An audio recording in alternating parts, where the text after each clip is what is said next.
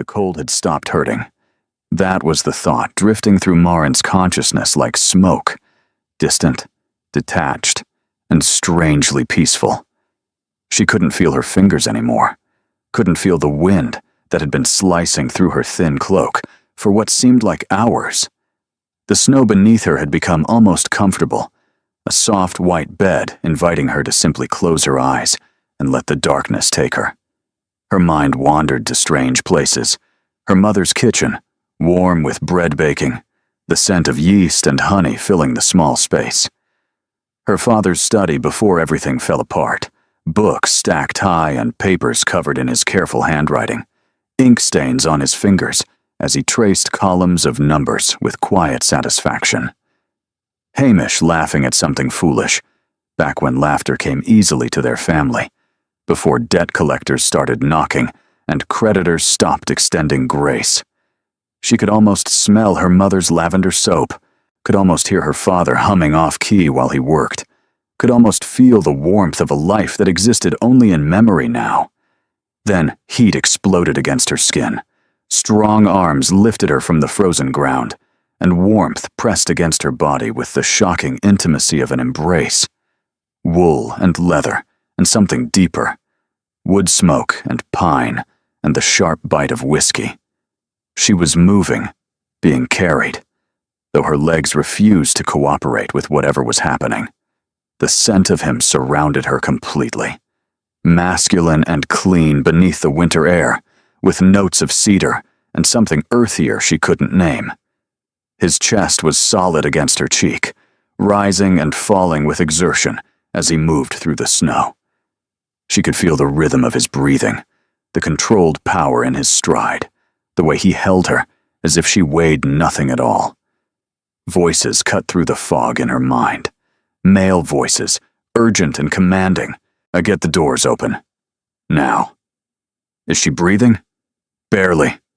Fetch the physician. And blankets, as many as you can find.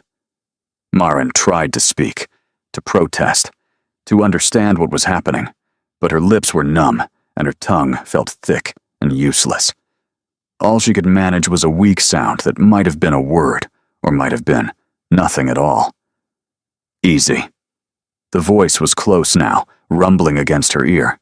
The vibration of it seemed to travel through her entire body, settling somewhere deep in her chest. Don't try to talk. You're safe.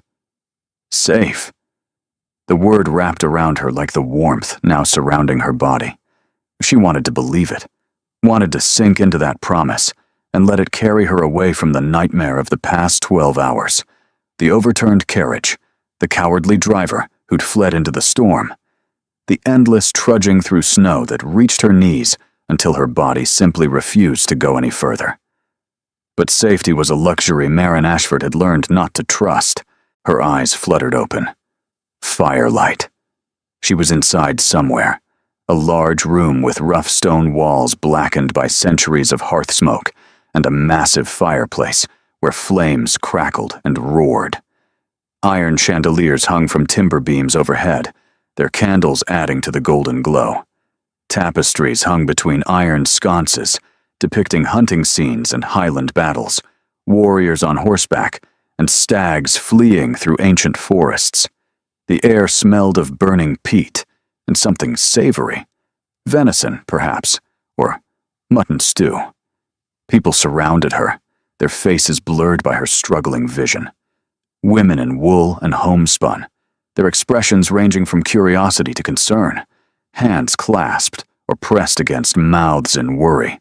Men with weathered faces and calloused hands, watching her with an intensity that made her skin prickle, despite the cold still lingering in her bones. Children peeked from behind their mothers' skirts, eyes wide with wonder at the stranger who had appeared from the storm, and the man holding her. She became aware of him in pieces, the arms cradling her against a broad chest, muscles taut beneath his hunting jacket. The jaw set like granite above her head, shadowed with a day's worth of stubble.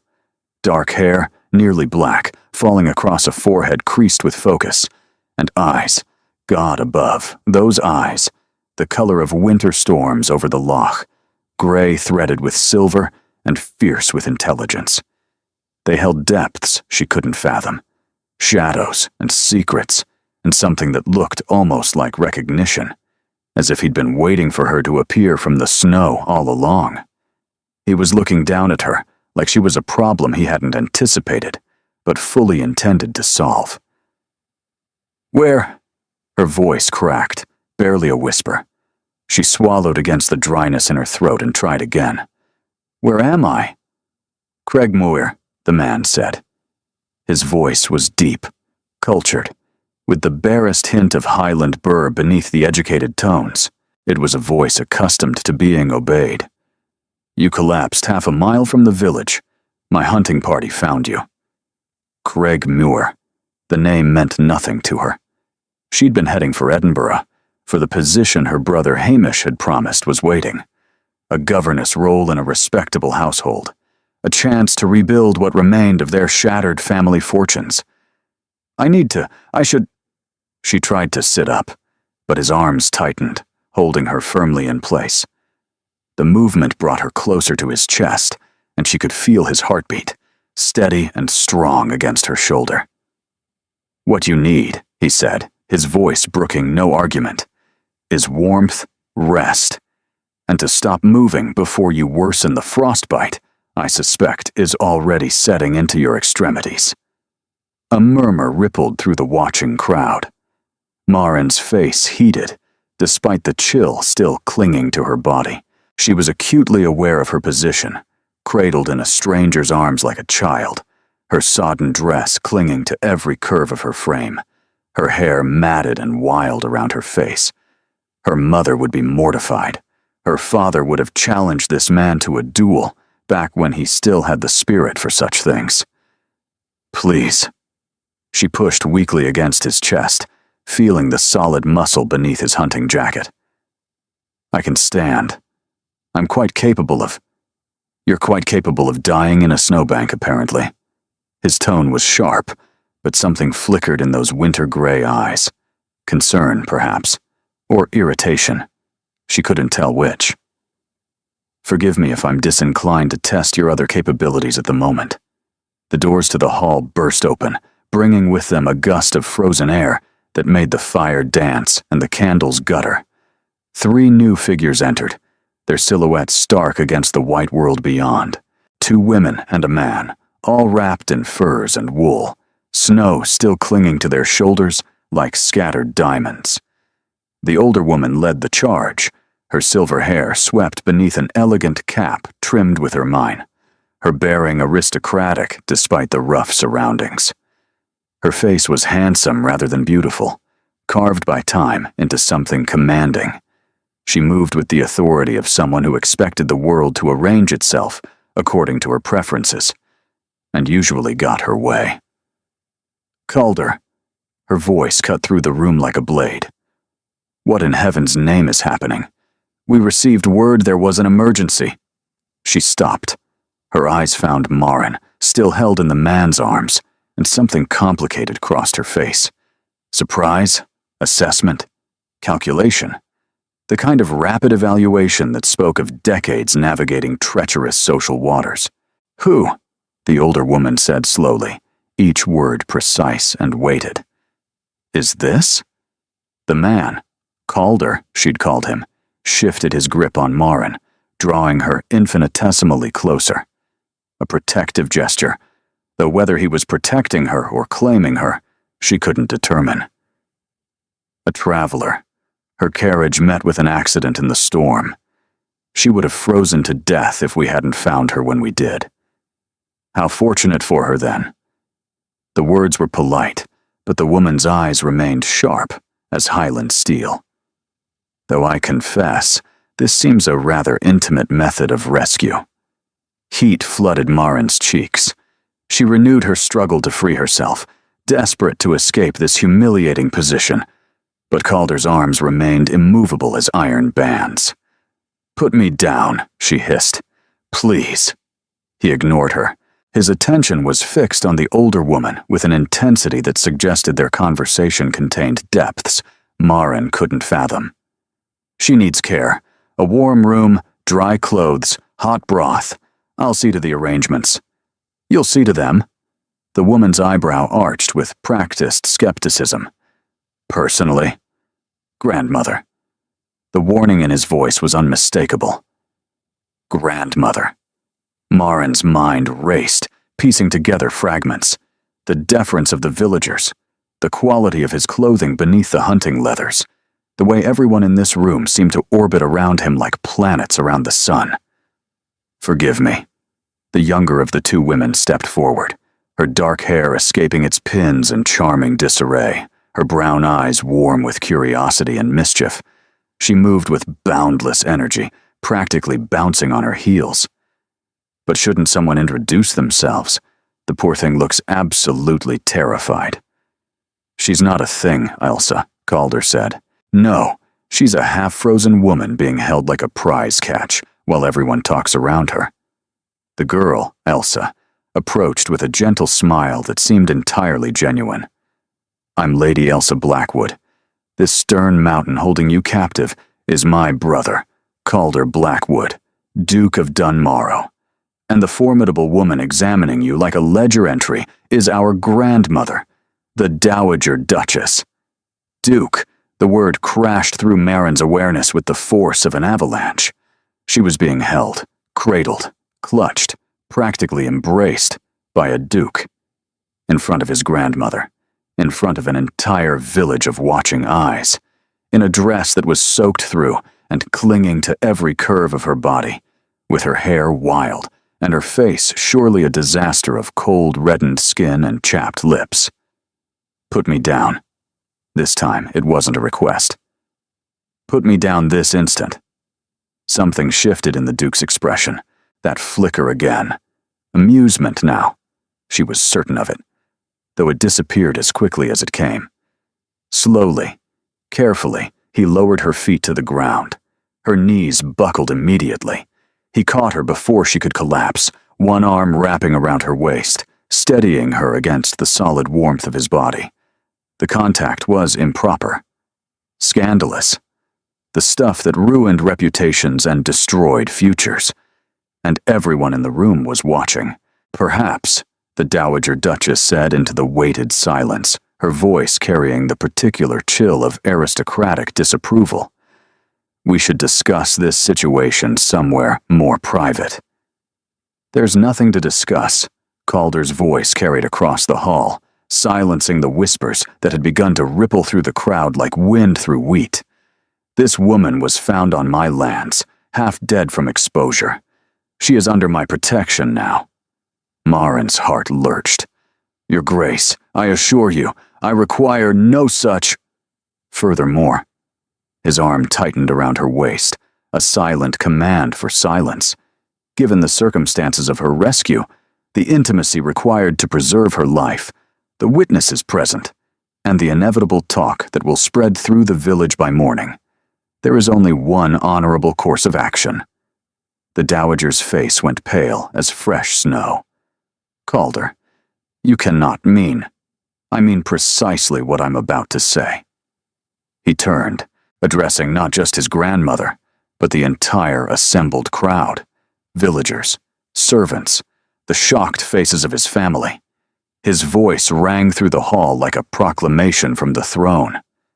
"Let it be known that this woman is under my protection. She will remain at Dunmorrow Castle as my guest, and in due course as my bride." The hall erupted. Marin's vision blurred at the edges. This couldn't be happening.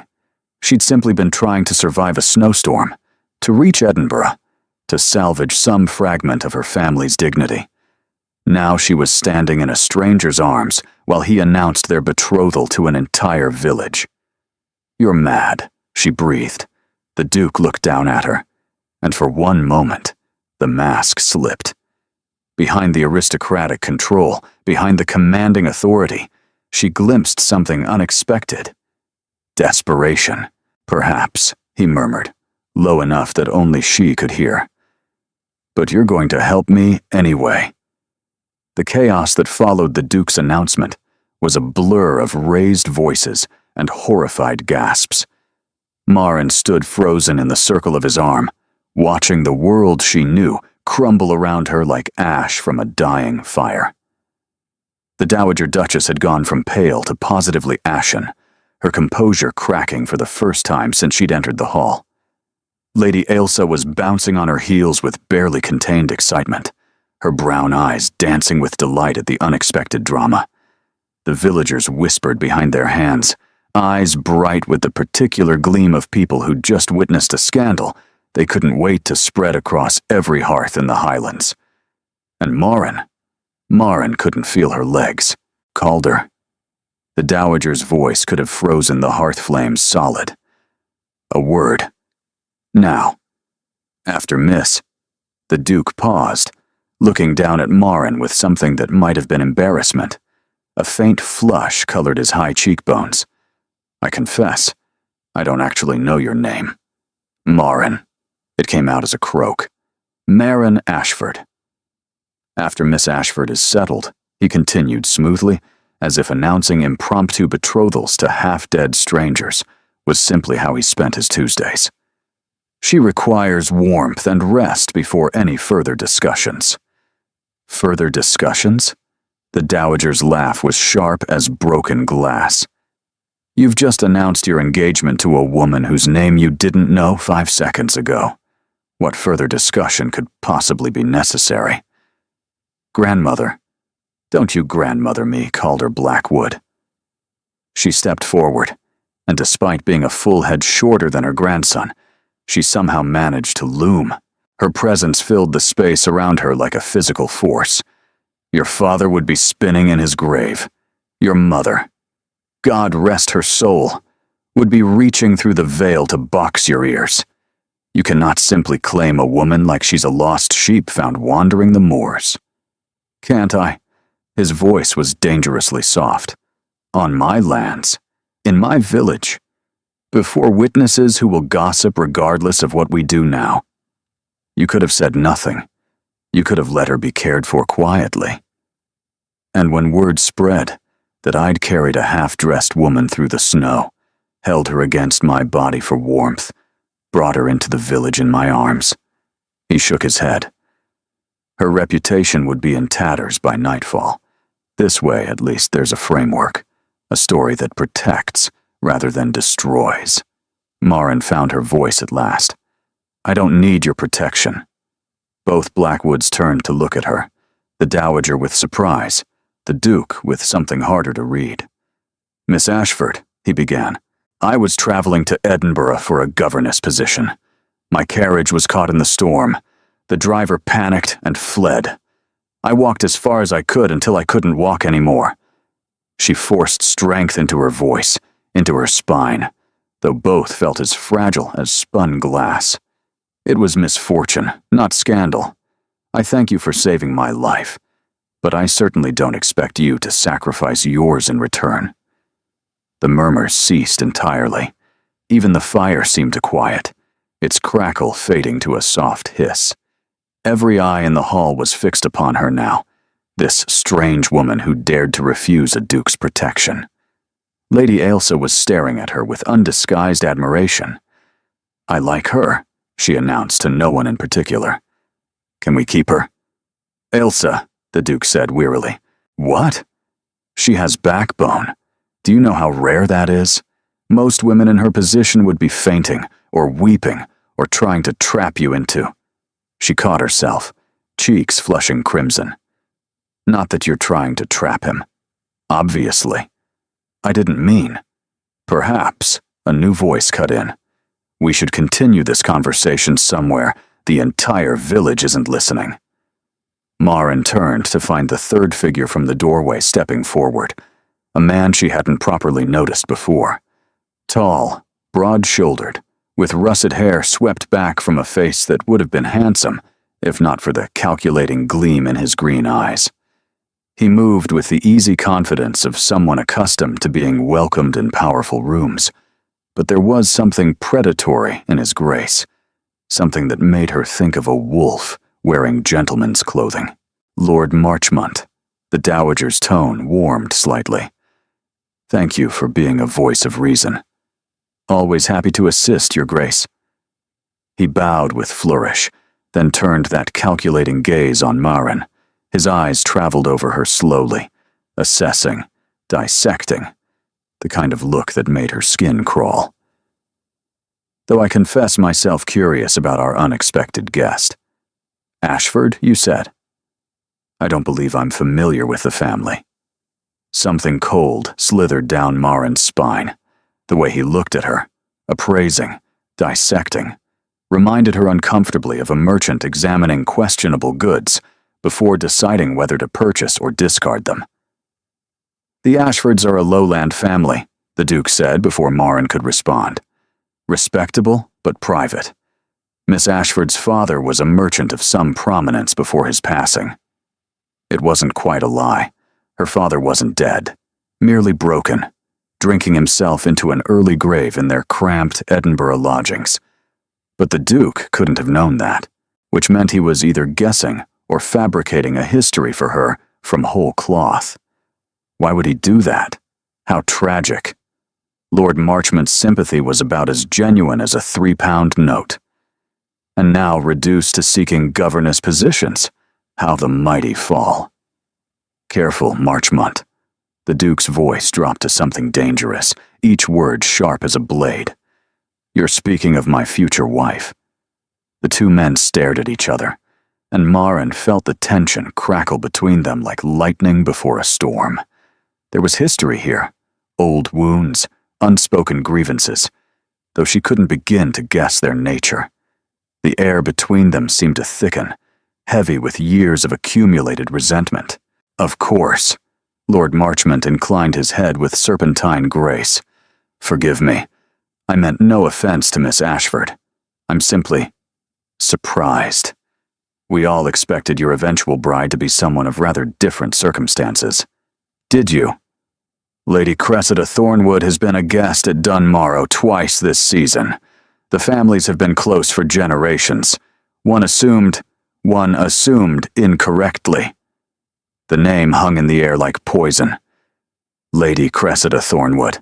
Maren filed it away, adding it to the growing list of things she didn't understand about the situation she'd stumbled into. Enough! The Dowager's voice cracked like a whip. This is neither the time nor place for such discussions. Miss Ashford is clearly unwell. She needs rest and proper care before we sort out this situation. Grandmother, I said enough, Calder. Her eyes were steel. You've made your grand announcement. Now let the girl recover before you terrify her any further. We'll speak tonight after dinner, when cooler heads might prevail. For a moment, Maren thought the Duke would argue, his jaw set, a muscle flexing beneath the skin. But then he exhaled slowly and released his grip on her waist. She immediately missed the warmth. Ailsa, he said, take Miss Ashford to the blue guest chambers. See that she has everything she needs. With pleasure. Ailsa appeared at Maren's side, looping an arm through hers with easy familiarity. Come on then. Let's get you warm and dry, and away from all these scowling faces. I'll tell you everything you need to know about my impossible brother on the way. Ailsa, the Duke began. Everything, she repeated cheerfully, already steering Maren toward a side door, including the time he tried to tame a wild stag when he was 12 and ended up in the loch. Despite everything, the cold still aching in her bones, the shock still numbing her mind, the absolute impossibility of her situation, Maren felt her lips twitch toward a smile. They'd barely made it through the doorway when a voice stopped them cold. Miss Ashford. Lord Marchmont had followed them, his tall frame blocking the corridor ahead. Up close, she could see the sharp edges beneath his handsome face, the too-white smile, the eyes that calculated even as they charmed. There was something reptilian about him, something that made her instinctively want to step back and put distance between them. I feel we've gotten off on the wrong foot. He reached for her hand before she could pull away, bringing it to his lips in a gesture that felt more like a claim than a courtesy. His lips were cold against her knuckles. Allow me to properly introduce myself. Rory Marchmont, Earl of Glenvale, an old friend of the family. Lord Marchmont. She extracted her hand as quickly as politeness allowed, resisting the urge to wipe it on her skirt. A pleasure. The pleasure is entirely mine. His smile widened. I must say, you've created quite a stir. Our Duke is not known for impulsive gestures. Whatever magic you've worked to change that, I'm most curious to understand. There's no magic, only a snowstorm and unfortunate timing. Is that all? He leaned closer, lowering his voice to something intimate and threatening. Because it seems to me, Miss Ashford, that a woman in your position might have everything to gain from such a convenient rescue, and a man in his position might have everything to lose. Ice crept through Marin's veins. I'm not sure what you're implying, my lord. I'm not implying anything, merely observing. He straightened, his smile never wavering. I do hope you'll be careful, Miss Ashford. Highland winters can be treacherous. One never knows what dangers might be lurking beneath the snow. He bowed and walked away before she could respond, leaving Marin with the distinct impression she'd just been threatened. Ailsa tugged at her arm, her expression troubled. Don't mind him. Rory's been angling for Calder's position since they were boys. He's all bark and bluster. Is he? Mostly. Ailsa's hesitation lasted only a heartbeat, but Marin noticed it. Come on. You really do need to rest. And I wasn't joking about that stag story. It's much better with hot tea and a roaring fire. Marin let herself be led away, but she couldn't shake the chill that had settled in her chest. She'd been claimed by a duke she didn't know, threatened by an earl she'd never met, and somewhere out there, a Lady Cressida Thornwood was waiting, a woman who'd expected to become the Duchess of Dunmorrow, until Marin Ashford had fallen into a snowbank and ruined everything. The blue guest chambers were anything but blue. Oh, there were hints of it. A velvet coverlet the color of midnight, curtains that held traces of sapphire in their folds, a painted ceramic vase on the mantel glazed in deepest indigo. But the room was dominated by warmth. A fire roared in the hearth, casting dancing shadows across walls hung with tapestries depicting Highland landscapes in summer, all green hills and purple heather, and skies so blue they made Marin ache for seasons she hadn't yet seen in this strange northern place. The bed was enormous, piled with furs and quilts and pillows embroidered with the blackwood crest, a rearing stag beneath a crown of thistles. She wanted nothing more than to collapse into it and sleep for a century. Instead, she stood by the window, wrapped in a borrowed dressing gown of soft wool, watching the snow continue to fall over the castle grounds.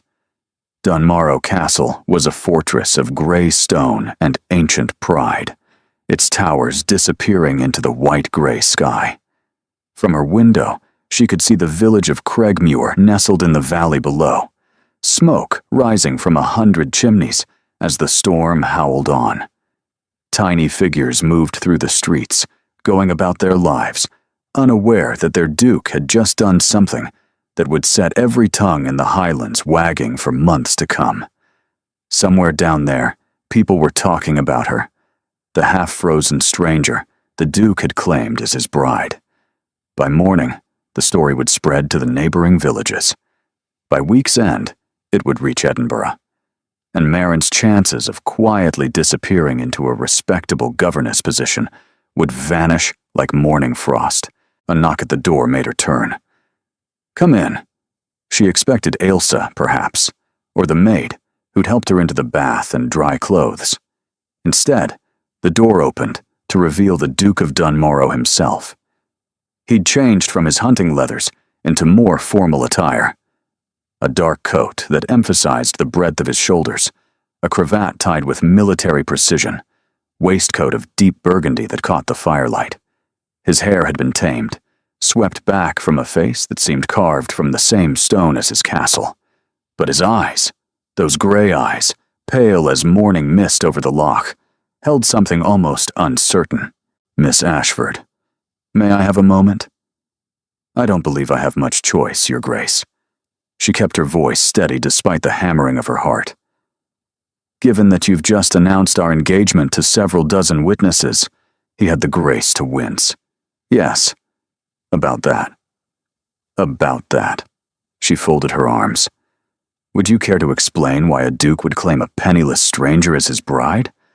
Or shall I simply assume you've lost your mind entirely? The latter isn't entirely inaccurate. He closed the door behind him but remained near it, maintaining a proper distance. May I sit? It's your castle. It's your room. For as long as you are here, it's your space. I won't intrude further than you permit. Something in his voice, a quiet sincerity beneath the aristocratic polish, made her gesture toward the chair by the fire. He sat, and she remained standing, unwilling to surrender the slight advantage of height. I owe you an explanation, he said. You owe me considerably more than that. Yes. He met her eyes without flinching. I do. And I'll start with the truth, though I suspect you won't like it. I haven't liked anything about this situation since I woke up in your arms, Your Grace. I doubt that will change now. The ghost of a smile crossed his face. You're not what I expected. What did you expect? Swooning? Tears? Desperate gratitude that a duke would deign to claim me? Something like that. His smile faded. What I got was a woman who told me I was mad to my face, in front of my grandmother, and half my village. Do you know how long it's been since anyone spoke to me that way? I imagine not long, given your apparent habit of making insane declarations without consultation. This time, his laugh was genuine, a low, rough sound that transformed his severe features into something almost approachable. The sound warmed something in her chest that she refused to examine too closely. Fair point. He leaned forward, resting his elbows on his knees, and the formality seemed to drain from his posture. In its place was something wearier. Rawer. My grandmother has been trying to marry me off for the past year.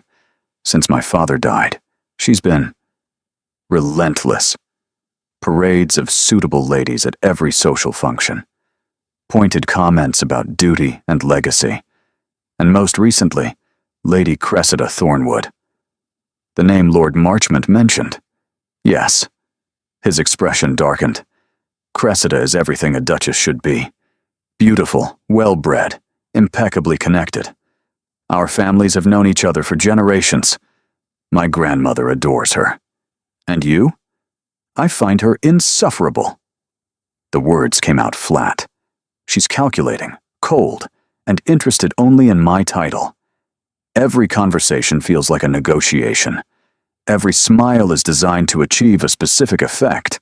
Marrying her would be like shackling myself to a beautiful snake for the rest of my life.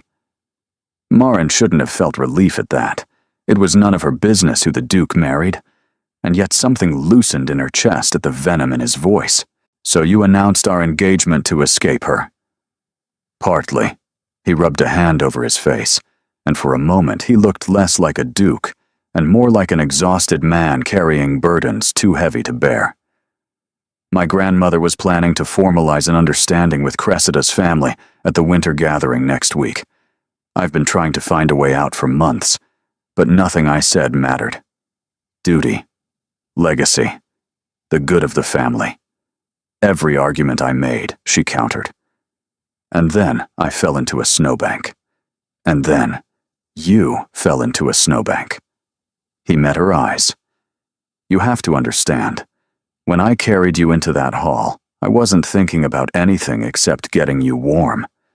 But my grandmother's face when she saw us, I knew exactly what she was calculating. The scandal, the whispers, the way Cressida would use your rescue against me, claim I'd been keeping a mistress, that I was unfit for a proper marriage. So you struck first. I gave them a different story, a better story. His voice was quiet. The Duke, who saved a stranger from the snow and fell so instantly in love, he claimed her before the entire village. Romantic. Impulsive. The kind of tale that spreads faster than scandal. Marin's mind raced. She could see the logic. Twisted, desperate logic. But logic nonetheless. He'd taken a situation that could ruin them both and shaped it into something almost noble. But that didn't make it right. You should have asked me first. I know.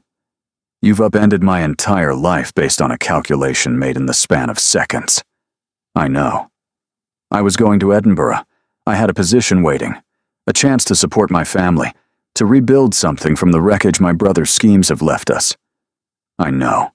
He rose from the chair, and she was struck again by the height of him, the sheer presence he commanded simply by existing. And I know nothing I say can make this right. You didn't ask to be caught in my family's machinations. You didn't ask to be used as a shield against a marriage you have no stake in. No, she agreed. I didn't. He crossed to her, stopping close enough that she could smell that same scent from before. Wood smoke and pine, whiskey and something darker.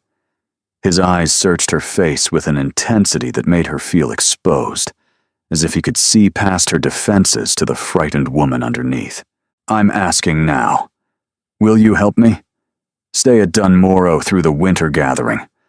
Play the role of my betrothed long enough to convince my grandmother that Cressida is no longer an option. And when the spring thaw comes, we'll end the arrangement quietly. A mutual decision. No scandal, no disgrace. I'll provide references, connections, anything you need to secure a better position than the one you lost. That's months. Yes. Months of pretending to be something I'm not. In a castle full of people who will be watching my every move, judging my every word. Yes. Marin turned back to the window. The snow was falling heavier now, blanketing the world in white, erasing paths and landmarks until everything looked the same. She thought of her mother, taking in mending by candlelight to pay the butcher. Her father, lost in bottles and silence. Hamish, always chasing the next scheme, the next promise, the next friend, who swore this time would be different. She thought of the governess position that was probably already filled, the long walk back to Edinburgh, through a winter that might kill her before she arrived, the debts waiting at home, growing larger with every passing day. And she thought of Lord Marchmont's cold eyes, his veiled threat, and the danger lurking beneath his charming smile. 3 conditions, she heard herself say. The Duke went very still. Name them. She turned to face him, lifting her chin. First, I want a letter sent to my family explaining my situation. A respectable explanation. That I've taken a companion position with Lady Alsa. Nothing about betrothals or arrangements. My mother has enough to worry about without adding scandal to the list.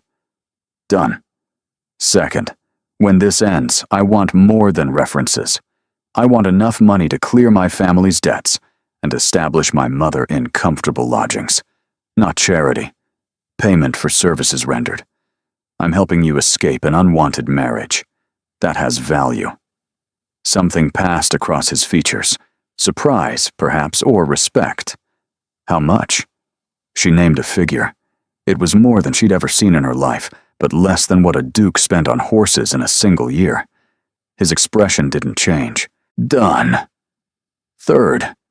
She stepped closer, close enough to see the individual shards of gray in his eyes, like ice beginning to fracture.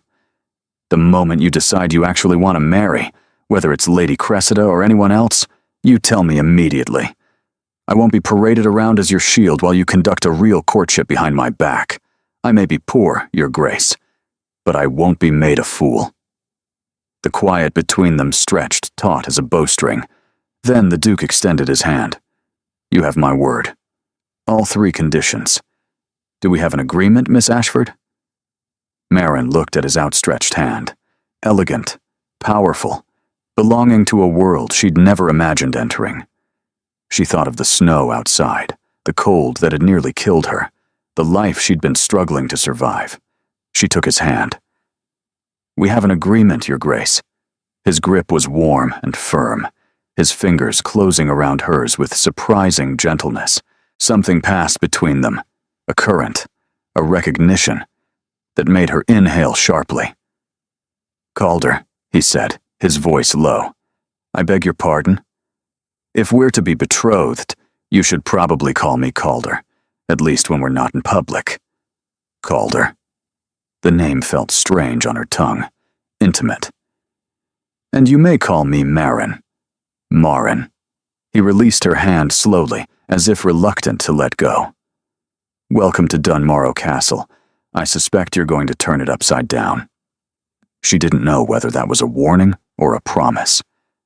But as he left her alone in the blue guest chambers, the fire crackling and the snow falling beyond the window, Marin realized something that sent ice through her veins.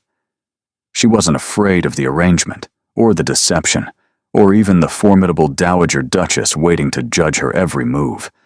She was afraid of the way her pulse had leaped when he'd said her name, and that, she knew, was far more dangerous than any Highland winter. Morning arrived with pale winter light, and the distant sound of servants she didn't see. Marin woke slowly, disoriented by the softness beneath her. For one blissful moment, she forgot where she was, forgot the snowstorm, the rescue, the impossible announcement that had upended her entire existence. She was simply warm, comfortable, wrapped in linens finer than anything she'd ever touched, floating in that hazy space between sleep and waking where troubles seemed far away. Then memory crashed back like cold water. She sat up, heart racing, and found the blue guest chambers transformed by daylight. The fire had been rebuilt, fresh logs crackling cheerfully, the scent of burning pine filling the room. A breakfast tray waited on the small table by the window. Tea, warm bread, butter, honey, sliced ham, and a small pot of what appeared to be bramble preserves. More food than her family ate in a day. And draped across the chair beside her bed, a dress. It was beautiful. Deep forest green wool, trimmed with delicate embroidery at the cuffs and collar. Tiny leaves and vines worked in thread just a shade darker than the fabric itself. Simple enough to be practical, elegant enough to mark its wearer as someone of consequence. Nothing like the threadbare traveling dress she'd nearly died in. A note was pinned to the sleeve in neat, feminine handwriting. "Thought you might need something presentable. The vultures will be circling today. Best to look like you belong." A Marin's throat tightened. Lady Ailsa, already thinking of her comfort, already anticipating the challenges ahead. It was more kindness than she'd experienced in years. A second note lay beneath the first, in different handwriting. Bolder, more masculine, the strokes confident and unhesitating. "The letter to your family has been dispatched this morning by private courier. It explains you've taken a position as my sister's companion for the season. No mention of betrothals or arrangements, as promised." See, he'd kept his word, the first of her conditions, already honored within 12 hours. A soft knock preceded the door opening. A young maid with copper hair and freckles entered, curtsying nervously. Her cap was slightly askew, and her apron bore the wrinkles of someone who dressed in haste. "Good morning, miss. I'm Fenella. His Grace asked me to attend you during your stay." Fenella? Marin swung her legs over the side of the bed, conscious of how strange this all felt. She'd never had a lady's maid, never had anyone attend her for anything. "That's very kind, but I'm quite capable of dressing myself." "Oh, I'm sure you are, miss." Fenella's eyes widened. "But Lady Ailsa said I should help anyway. She said the buttons on that dress are murder, and you'd never manage alone." Despite everything, Marin felt her lips twitch. Did she now? Her exact words, miss. Also said I should warn you that breakfast in the main hall starts in an hour, and everyone will be watching to see if you faint or flee. I don't intend to do either. That's what Lady Ailsa hoped you'd say. Fenella beamed, revealing a gap between her front teeth. She says you've got spine, miss. Says it's about time someone around here did. The buttons were, in fact, murder. Tiny pearl things that ran up the back in an endless row, each one requiring nimble fingers and considerable patience. Marin submitted to Fenella's assistance, watching in the mirror as she was transformed from a half-drowned stranger into something approaching respectable.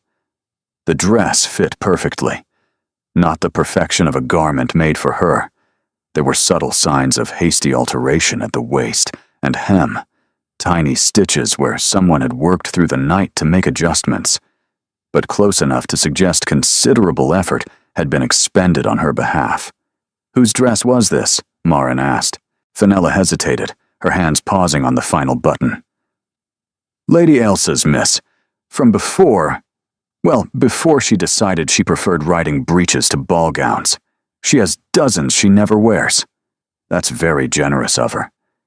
"Lady Elsa has a kind heart, always has." Fenella began arranging Marin's dark hair into a simple but elegant style, pinning it back from her face with practiced efficiency. "The household's been buzzing since last night, miss, if you don't mind me saying." "I imagine it has. Some are calling it romantic. The Duke saving you from the snow, claiming you before everyone like something from an old ballad." Fenella's hands paused, hairpin hovering. "Others are saying, others are saying I'm a fortune hunter who threw herself into a snowbank deliberately to trap a duke." The maid's cheeks flushed crimson. "I don't believe that, miss. Anyone can see your quality, even if you've fallen on hard times. And His Grace isn't a fool. He wouldn't claim just anyone." Marin met her own eyes in the mirror. Quality. Such a delicate word for the complicated truth of her existence. The merchant father who'd taught her Latin and mathematics. The mother who'd insisted on proper deportment even as they sold the silver to pay the grocer. She was educated above her station and impoverished below it, belonging nowhere and to no one, until a duke had pulled her from the snow and changed everything. "Thank you, Fenella," she said, her voice soft. "For your kindness. Just speaking truth, miss." The maid finished pinning her hair and stepped back to admire her work. "There. You look like you belong in a castle." Marin wasn't sure that was true, but when she descended the stairs and entered the great hall, she held her head high anyway. The hall was smaller than she'd expected from last night's chaos, or perhaps it had simply felt larger when she was half frozen and surrounded by staring strangers. In daylight, it was almost welcoming. Morning sun streamed through tall windows, illuminating dust motes that danced like tiny fairies in the air. A long table dominated the center, laden with breakfast dishes that steamed and glistened. Portraits of stern Blackwood ancestors lined the walls, their painted eyes following her progress across the room. And at the head of the table sat the Dowager Duchess, watching Marin's entrance with the focused attention of a hawk spotting prey. "Miss Ashford," her voice carried across the room. "How good of you to join us. I trust you slept well?" "Very well, Your Grace.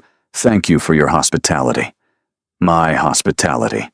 The Dowager's smile didn't reach her eyes. "Yes, do come sit. We have much to discuss." Marin had barely taken 3 steps when Ailsa appeared at her elbow, materializing from somewhere behind a sideboard with the stealth of a cat. "Don't let her intimidate you," Ailsa breathed. "She's testing to see if you'll crumble. My brother's already been summoned to the study for a private lecture. You're next." "Wonderful. Just remember, she respects strength. Cry and she'll eat you alive. Fight back and she might actually like you. And if I simply run screaming from the castle, then I'll be terribly disappointed and forced to marry some boring viscount for entertainment." Ailsa squeezed her arm. "You've got this. I can tell." Marin wished she shared that confidence. Breakfast was an exercise in subtle warfare. The Dowager asked pointed questions about Marin's family, her education, her prospects, before the snowstorm had derailed them. Each answer was received with a slight narrowing of the eyes, a fractional tilt of the head, an assessment that never quite became approval. Lord Marchmont was present, contributing observations that seemed friendly, but carried barbs beneath the surface. His green eyes tracked her movements with unsettling interest, and she found herself angling her chair to keep him in her peripheral vision, watching for any sign of threat. Lady Ailsa deflected what she could, steering the conversation towards safer waters whenever possible, but even her cheerful energy couldn't fully dispel the tension that hung over the table like storm clouds. And Calder, the Duke, was absent. "My grandson is attending to estate business," the Dowager said, when Morin's eyes strayed to the empty chair at the head of the table. "He'll join us for dinner.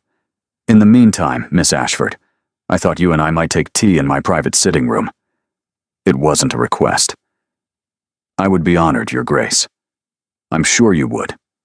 The Dowager rose, her black silk rustling like whispered warnings. "Shall we say 3 o'clock? That will give you time to—" "Settle in." She swept from the hall without waiting for a response. Ailsa exhaled heavily. "Well, that wasn't as bad as it could have been. She's going to interrogate me. Thoroughly and without mercy, yes." Ailsa linked her arm through Morin's. "But you survived breakfast without fainting, so you're already ahead of the last 3 women grandmother tried to match with Calder. One of them actually wept into her porridge. That's not encouraging. It wasn't meant to be. Come on, I'll show you the castle before you face the dragon in her lair. You should at least know the layout of the battlefield." The tour that followed was overwhelming in the best possible way. Dunmorrow Castle was ancient, sprawling, and full of hidden corridors and secret alcoves, and rooms that seemed to have been forgotten by everyone except the dust and the mice. Stone walls several feet thick kept the cold at bay, while tapestries and rugs added splashes of color to otherwise gray spaces. Ailsa narrated cheerfully, pointing out the tower where their great-great-grandfather had supposedly kept a mistress, the gallery where portraits of every Blackwood Duke hung in stern succession, the kitchen gardens visible through frost-covered windows, where herbs grew in orderly rows beneath protective glass. "And this," Ailsa said, pushing open a heavy oak door carved with intertwining thistles, "is Calder's sanctuary. The library." Morin's breath caught. The room was 2 stories tall, every wall lined with books from floor to ceiling. Ladders on rails allowed access to the upper shelves, their brass fittings gleaming in the light from tall windows. A massive fireplace dominated one end, leather chairs positioned before it for reading, a small table between them bearing a decanter of amber liquid and 2 crystal glasses. The scent of old paper and wood polish hung in the air like incense, mixed with something fainter. Perfume, perhaps, long faded, but somehow still present. "He spends hours in here," Ailsa said, her voice hushed with something like reverence. "Especially since Father died. Sometimes I think he's hiding from the world. Other times, I think he's searching for something he'll never find." "What happened to your father?" Ailsa's brightness dimmed. "A riding accident, last spring. Father was an excellent horseman, but his mount spooked at something in the woods. A snake, perhaps, or a shadow. He was thrown." She swallowed hard. "Calder was in Edinburgh on business. By the time word reached him, Father was already gone." "I'm sorry. Everyone is." Ailsa's voice held an edge of old pain. "But sorry doesn't bring him back. And sorry doesn't stop grandmother from pushing Calder toward a marriage he doesn't want, as if producing an heir will somehow fill the void Father left."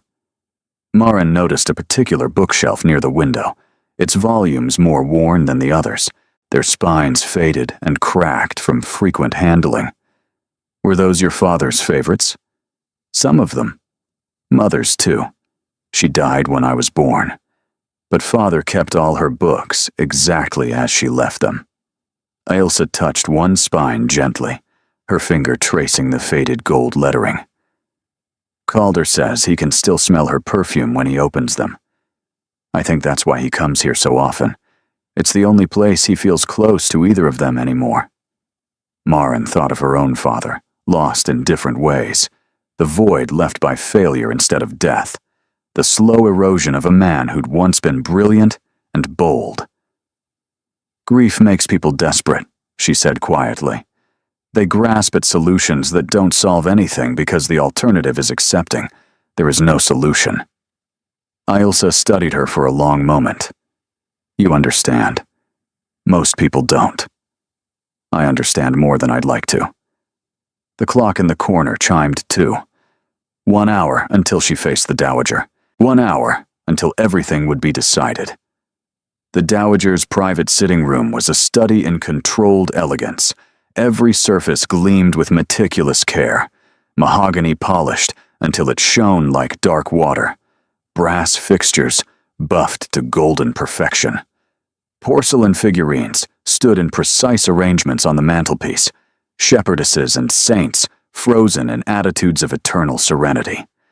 The chairs were positioned at exact angles to the fire, not a degree off, as if someone had measured with mathematical precision. Even the tea service, delicate bone china painted with Highland thistles, seemed to follow some invisible rule of placement that Maren couldn't quite discern, but could sense nonetheless. This was a woman who left nothing to chance. Sit. The Dowager gestured to the chair opposite her own. And please, spare me the false pleasantries. We both know why you're here. Maren sat, keeping her spine straight, and her hands folded in her lap.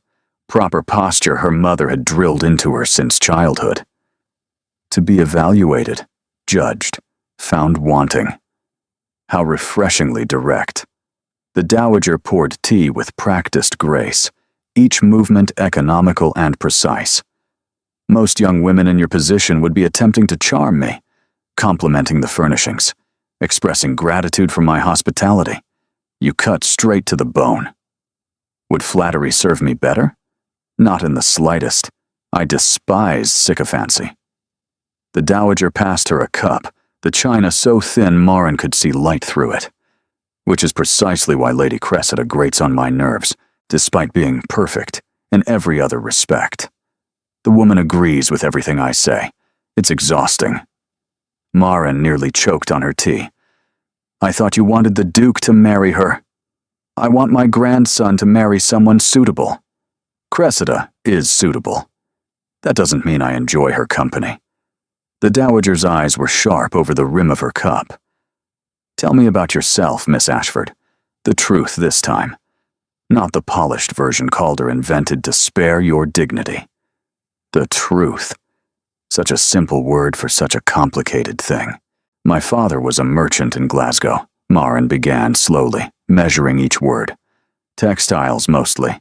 He built the business from nothing, made a success of it through cleverness and hard work. We weren't wealthy, but we were comfortable, respectable. He trusted the wrong partner, a man he'd known for years, someone he considered a friend. They invested together in a shipping venture. The ship sank. The insurance was fraudulent. By the time the truth came out, we'd lost everything. The Dowager's expression remained neutral, giving nothing away. And your father? Broke, in spirit more than body. Maren's voice didn't waver, though the words cost her. He blames himself for trusting, for failing to see what was right in front of him. He spent the last 2 years at the bottom of a bottle, trying to forget. And your mother? Takes in mending, stretches every penny until it screams, refuses to admit we've fallen as far as we have. Siblings? A brother? Hamish. Maren's jaw tightened. He means well, but chooses poorly. Friends who promise opportunities that never materialize. Schemes that always fail. It was his friend who arranged my governess position in Edinburgh. I was halfway there when the storm hit. The Dowager set down her cup with a precise click. So, a ruined merchant's daughter, impoverished, desperate, traveling alone through a Highland winter to take a servant's position because your family has no other options. Yes. And you expect me to believe you didn't engineer this situation? That you didn't know exactly which road would take you past Dunmorrow lands, didn't calculate when to collapse, where you'd be most likely to be found? The accusation hung in the air like smoke. Marin met the older woman's gaze without flinching. If I had the ability to control snowstorms and predict the movements of ducal hunting parties, Your Grace, I would have used those powers to prevent my father's ruin in the first place. As it stands, I am merely a woman who was cold and tired and didn't want to die in a snowbank. A long pause stretched between them. Then, impossibly, the Dowager laughed. It was a sharp sound, rusty from disuse, but genuine, the laugh of someone who had nearly forgotten how. Lord above, you actually mean that. I don't know how to be anything other than honest. It's a failing, I'm told. It's a rarity. The Dowager leaned back in her chair, studying Marin with new eyes. Do you know why I push Calder toward marriage? Why I've paraded eligible women through this castle for the past year? Because he needs an heir. Because duty demands it. Because he's dying. The words fell like stones into water. Not physically. His body is perfectly sound. But his spirit, his heart, the part of him that makes life worth living, that died with his father. Marin's chest tightened. She thought of the empty chair at breakfast, the library Elsa had described as his sanctuary, the way he'd looked at her last night when he thought she couldn't see, lost, drowning, desperate for something he couldn't name. He won't speak of it, the Dowager continued, her voice softer now. Won't acknowledge the grief that's consuming him. He buries himself in estate business, in parliamentary duties, in the endless performance of being a duke. But he's not living. He's merely existing. And you thought a wife would fix that? I thought a wife would give him something to live for, someone to pull him back from the edge before he slips over entirely. The Dowager's eyes glistened, though no tears fell. Cressida would never manage it. She's too cold, too calculating. She'd give him heirs and social standing and perfect dinner parties, but she'd never reach the man underneath. Why are you telling me this? Because last night, when Calder carried you into that hall, I saw something I haven't seen in a year. The Dowager leaned forward. I saw him react, not perform. React. His announcement was impulsive, reckless, utterly unlike him. And when you told him he was mad, when you pushed back instead of simpering with gratitude, he smiled. Actually smiled. Do you understand how rare that is? Marin didn't know what to say. The conversation had shifted beneath her feet, and she was no longer sure of the ground. And I will protect him with my dying breath. The threat was absolute. And somehow, it was also the closest thing to a blessing Marin could have hoped for. I understand, Your Grace. Do you? I wonder. The Dowager rose, signaling the end of their meeting. The winter gathering begins in 3 days. Every noble family in the Highlands will be here, including Lady Cressida and her mother, who have not yet received word of my grandson's change of heart. That sounds like it will be eventful. That, Miss Ashford, is an understatement of magnificent proportions. The Dowager moved toward the door, then paused, looking back over her shoulder. One more thing. My grandson is in the library. He's been hiding there since our conversation this morning, no doubt brooding over something or other.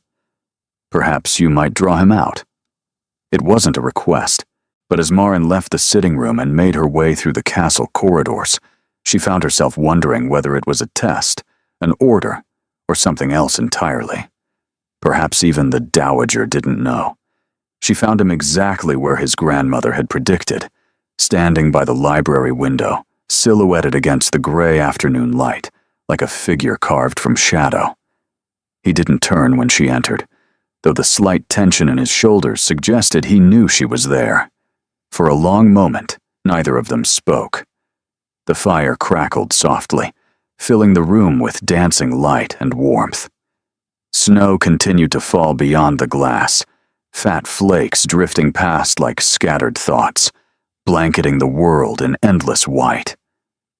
"Your grandmother said I'd find you here," Marin finally said.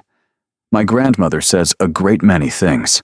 His voice was rough, distant, most of them designed to achieve specific outcomes. "She told me about your father." Now he turned. The mask was firmly in place, aristocratic control, ducal composure, but his eyes betrayed him. Shadowed with exhaustion, clouded with something he couldn't quite hide. Pain, perhaps, or simply the weariness of carrying too much for too long. "Did she? And what exactly did she tell you?" "That you're drowning. That she's been trying to throw you lifelines you refuse to grab." Marin moved closer, stopping a careful distance away. "That you smiled last night for the first time in a year, and it terrified her nearly as much as it gave her hope." A muscle in his cheek twitched. "She exaggerates. Does she?" "I smile. I attend functions, make conversation, and fulfill my duties. I'm a perfectly adequate Duke." Adequate isn't the same as alive. The words hung between them, sharp and true. Calder's composure cracked, just slightly. A flinch, a flicker of something wounded before the walls slammed back into place. "You've known me less than a day, Miss Ashford. Forgive me if I question your expertise on my emotional state." "You're right. I barely know you." She held her ground, refusing to be intimidated. "But I know grief. I know what it looks like when someone's walking through life without actually living it. And I know the particular kind of exhaustion that comes from pretending everything's fine when it's actually falling apart. Marin, my father was brilliant once. Did I tell you that? He could look at a ledger and see patterns no one else noticed. He built a business from nothing through sheer force of will and cleverness. And then he lost it all. And instead of grieving, instead of admitting how much it hurt, he just disappeared. Crawled inside a bottle and let the rest of us watch him fade away." Her voice cracked on the last words, and she hated herself for it. This wasn't about her. This wasn't supposed to be about her. But Calder was looking at her differently now. The walls had lowered, just slightly, and behind them was something almost like recognition. "I'm sorry," he said, his voice gentler. "About your father. And I'm sorry about yours. Truly. Not because it's what one says, but because I understand what it costs to lose someone you depended on. To have the foundation knocked out from under you when you weren't prepared." The quiet between them softened, less guarded, more honest. "He was teaching me," Calder said finally. "When he died, there was so much I still needed to learn about the estates, the tenants, the 1,000 small decisions that keep a duchy functioning. He was supposed to have years left, decades. Time to show me everything, to help me grow into the role." His laugh was bitter.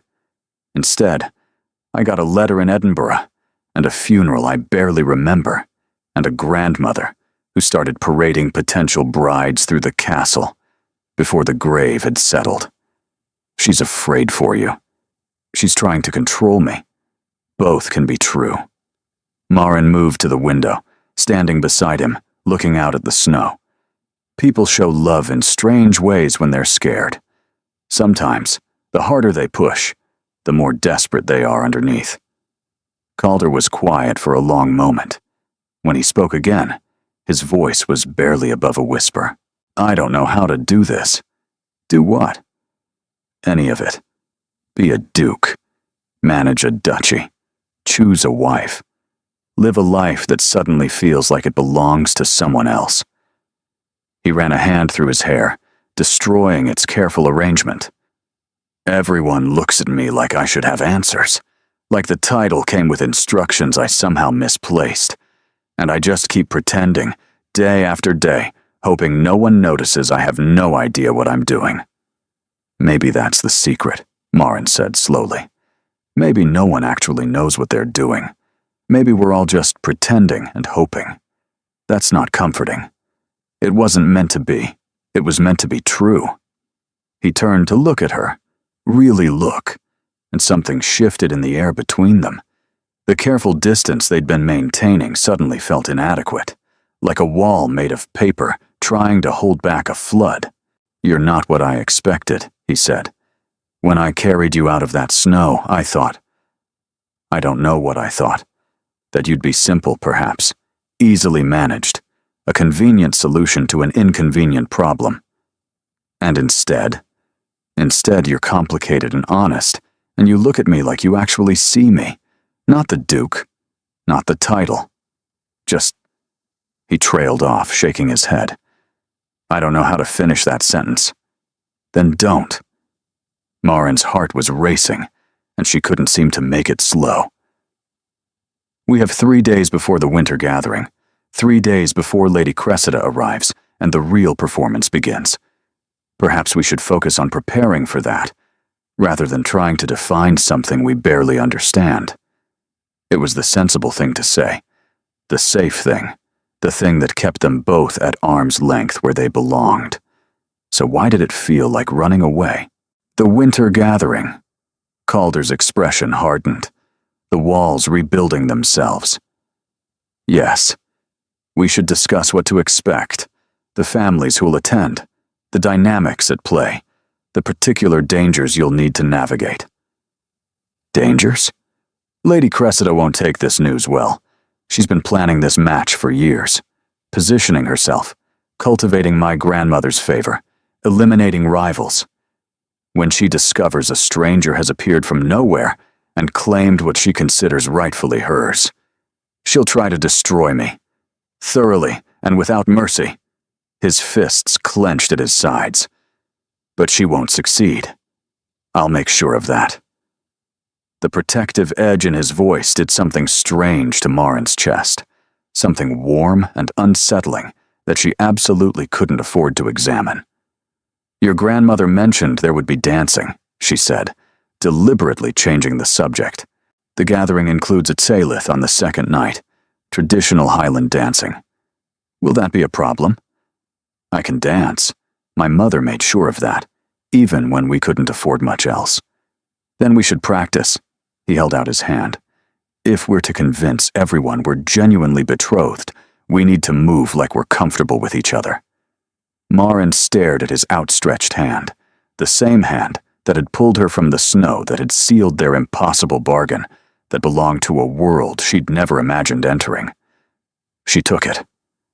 His palm was warm against hers, calloused in unexpected places. Not the soft hands of idle nobility, but the hands of a man who worked alongside his tenants. He drew her closer, one hand settling at her waist with careful precision, maintaining exactly the proper distance. "There's no music," she pointed out. "Then we'll have to imagine it." They began to move, slowly at first, finding each other's rhythm, learning the language of matched movement. It should have felt awkward, this silent dance in an empty library. Instead, it felt like the most natural thing in the world. "You're better than I expected," Calder murmured. "You sound surprised." "I'm frequently surprised by you. I'm starting to suspect it's going to become a pattern." She looked up at him, intending to respond with something clever, something that would break the tension building between them. But his eyes caught hers and held, gray as winter storms, and suddenly clever seemed very far away. "Calder!" The library door crashed open. "Your Grace." A servant stood in the doorway, breathing hard, face flushed with alarm. "Forgive the interruption, but there's a carriage approaching, from the South Road." Calder released Marin so quickly she stumbled. "Who?" "The Thornwood Crest, Your Grace. Lady Cressida has arrived 3 days early." The color drained from Calder's face. In the sudden quiet, Marin could hear her own heartbeat thundering in her ears. 3 days to prepare had just become no time at all. And the woman who'd expected to become the Duchess of Dunmorrow was about to discover she'd been replaced. Lady Cressida Thornwood was everything Marin was not. She descended from her carriage like a queen, arriving at her rightful throne. Golden hair arranged in perfect curls beneath an elegant bonnet trimmed with silk roses. Traveling dress of rose-pink silk that somehow remained immaculate despite hours of Highland roads. Complexion like porcelain and just as cold. Her movements were precise, choreographed, each gesture designed to display her figure to its best advantage.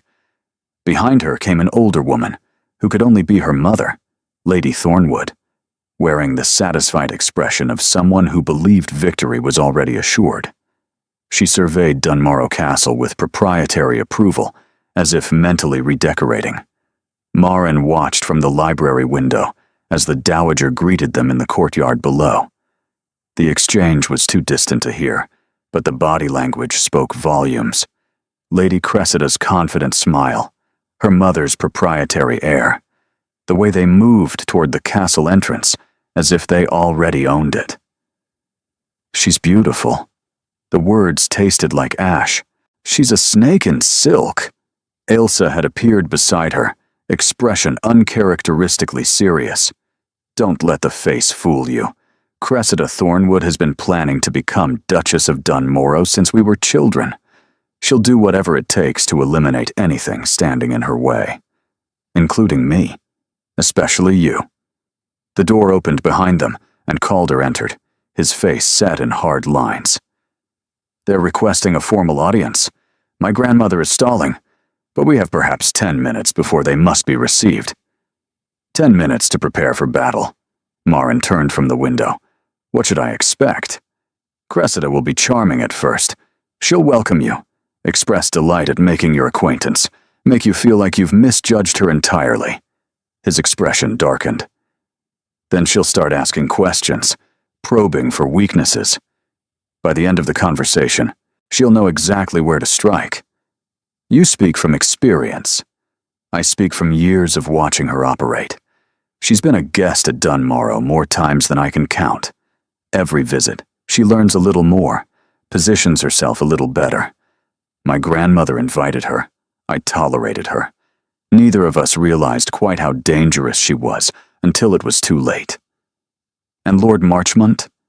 Marin remembered the calculating gleam in his eyes, the veiled threat in the corridor. Where does he fit? Calder and Ailsa exchanged a weighted glance. Rory has his own ambitions, Ailsa said carefully. He's a distant cousin, close enough to the title to covet it, far enough to never legitimately inherit. He's been angling for influence since before Father died. And Cressida? They have an understanding. Calder's voice was flat. If she becomes Duchess, he becomes her closest advisor. They've been working together for years, supporting each other's goals. Alone, either one is manageable. Together.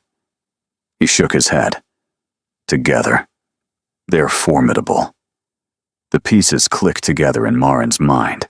This wasn't just about a rejected suitor's wounded pride. This was about power, influence, and the control of one of the most prominent duchies in Scotland. And she had stumbled directly into the middle of it. We should go down, she said. Better to face them directly than let them think we're hiding. Calder studied her for a long moment.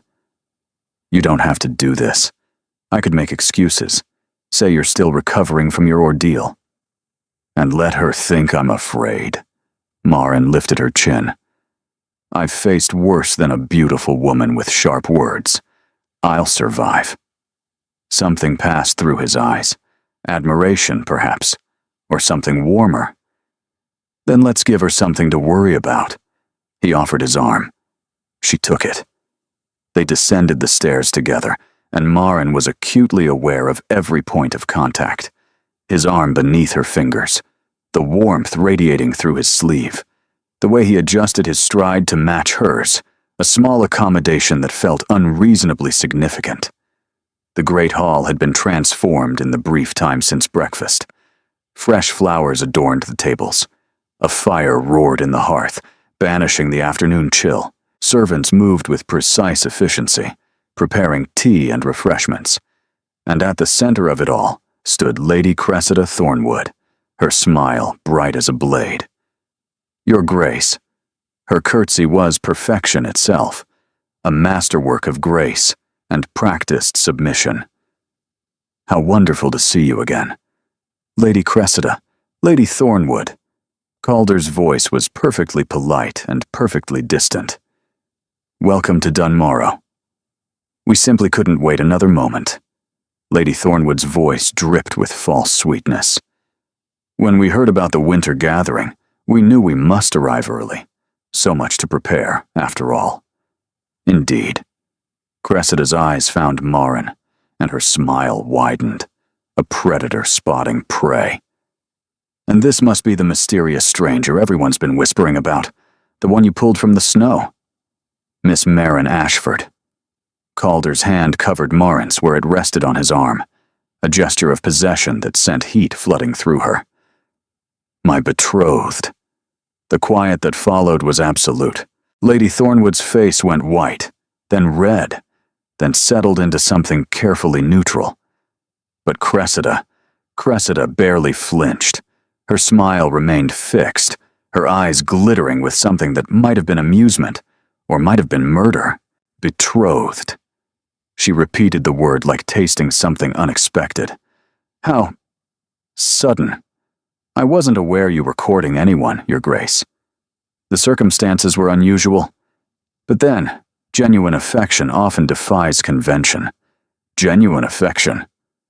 Cressida turned that glittering gaze on Marin, examining her from head to toe with clinical precision. "And where did you say your family was from, Miss Ashford?" "Glasgow. Originally." Marin kept her voice steady. "Though we've been settled in Edinburgh these past years." "Glasgow." The word dripped with condescension. "How provincial. I don't believe I'm familiar with the Ashfords. What does your father do?" "He was a merchant. Textiles." "Was?" "He's retired from business." "I see." Cressida's smile sharpened. "And your mother? Does she have connections we might recognize?" "My mother is a gentlewoman of modest means, who raised her children to value honesty over pretension." Marin met Cressida's gaze directly. "I find those qualities serve better than connections in most circumstances." A muscle twitched near Cressida's eye, the only sign that the barb had landed. Before Cressida could respond, Lord Marchmont appeared from an alcove, where he'd apparently been observing the exchange. His presence seemed to bolster Cressida's composure, two predators recognizing each other. "What a charming sentiment," he said, his voice silk over steel. "Though I wonder, Miss Ashford, how well honesty and modest means will serve you when you're managing an estate of this size. The Duchess of Dunmorrow has responsibilities that extend far beyond pleasant platitudes." "I'm a quick learner, my lord." "Are you?" He moved closer, positioning himself at Cressida's shoulder like an ally flanking for battle. "Learning is one thing, breeding is another. Some things cannot be taught.